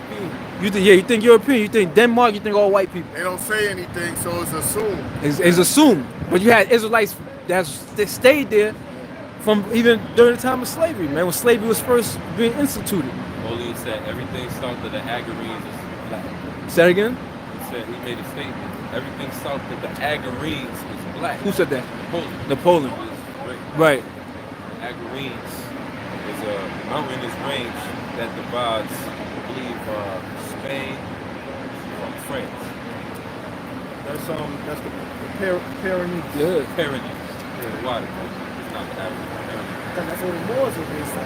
Yeah. But people don't know that. People, you just assume that Esau just had all Europe. Esau was just coming back into power. Get Revelation 20, was it 20 and 5? The cat that came earlier mentioned it. You shall be loose a little season. So when the Renaissance period started happening, was that the 1400s, late 1300s? And Oliver Cromwell, he was deporting a lot of the Black Irish when he took over, what is 1650 something? Because he killed King's son, I think, Oliver Cromwell. And then he went into Ireland and he deported a lot of the Black Irish to the West Indies, man. Barbados, Montserrat, so on and so forth. And I know some. When I did a history, this one teacher I had, man, where she's with a close family friend. Her last name is Daly, man, and that goes back to the Black Irish, man. She's like red, like light skin. You know what I mean? And you do the history, they go back to the Black Irish because they were deported down there to the West Indian Islands when Cromwell took over Ireland.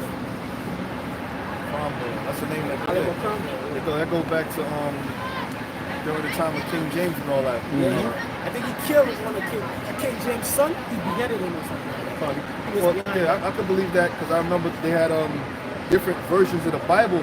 Before the King James version, there's other The English Gideon. versions of the Bible. You got the Gideon version. You had something called the Great Bible. You had the Cromwell Bible. So that family line, it definitely goes back to during the time of King James and those prominent families. Those times, man. There's a lot of history, you know? Yep. So it's a distortion of history, man. Go ahead. It sounds redundant, but hey, a lot of people that you read about in history were people of color, man. It was King Charles I. Charles I. That's who he executed. Because it was 7 years of fighting between Charles' supporters and Oliver Cromwell's parliamentarians, claimed the lives of thousands, and ultimately of the king himself, King Charles. England known for just, that during that time, man, kings would get murked. The ancient world was different, man. There was no 4-year terms and all of this. There was kings until they was born or died. Yeah, the sons after them. Sons after them, the line. Yeah, so you had to take out the line. You could serve the king, and then the king's son the heir be in another country. And then guess what? He come back in 25 years and rule. Yeah, that's how it was. Because they respected that, right? Like, if the king's son died and say he didn't have any other sons, it'd go to like a nephew or something like that, man, or brother. Okay, who's the next closest bloodline? So see how royalty goes with bloodlines. It's the same thing with the nation of Israel. Our bloodline go back to Abraham, Isaac, and Jacob, man. Yep. So that shit is flowing through our veins, man. You Edomites, you would never have that. So you got the blood. You got the blood of Abraham. Because you're missing Jacob. Isaac, but you're missing Jacob. So it's a trifecta. You need all three, and we got that. You know, you only got Abraham and Isaac, okay? And Isaac loved Esau. Said he ate of his venison. All right. You got some kids that are like mama's boys and so on and so. Pretty much was saying like how this guy Esau, he was all up under his father. His father loved him, but Jacob, his mother loved him more. You know. All that shit. I don't got. She the one that she the one that hipped him to the blessing. Yeah. It was a conspiracy against Esau. Put him up on the. She said, hurry up and go do this before you so your father can bless you. That's how the spirit of the Lord put it on her. You know what I'm saying? So Jacob could receive the blessing, man. So the Lord dealt with the so-called black woman, man. But you are the daughters of the Most High, you know? Now his name rightfully Jacob. Yeah. But he has to plant me these 2 times. You sold your birthright, dummy. You already sold it. You were set up in the The spirit. time of one of my father's at hand, then I'm gonna kill my brother Jacob. See, that's why I say he was a murderer from the beginning, man. Just like Michael Corleone when he told him, he said, look, I don't want nothing to happen to him while my mother's still alive. That's it. Then Al whacked Fredo on the boat. You saw Anthony was going with him. He said, Anthony, your father was taking Reno now. He's driving you on a boat, dummy Fredo fishing. He's saying a Hail Mary prayer, and he got whacked. You know? So that was Esau's plan, to kill his brother Jacob, so he wouldn't bring too much grief to his father while he was still living. Mm-hmm. You know? So he had a lot of respect for his father. That's you right. See that? Honor thy father and thy mother. At one point, Esau was kind of doing that, you know? But he was that devilish spirit was still lurking somewhere, and it seeped out eventually, you know? The devil. That's what it says. Like Cain. You read that in what 1 John. It was like that wicked one Cain, man. Hey, the scripture tell you that Esau can upon their beds, they do mischief. Yep. They can't sleep. That's it. Read that real quick, because that's really who Esau is at the end of the day.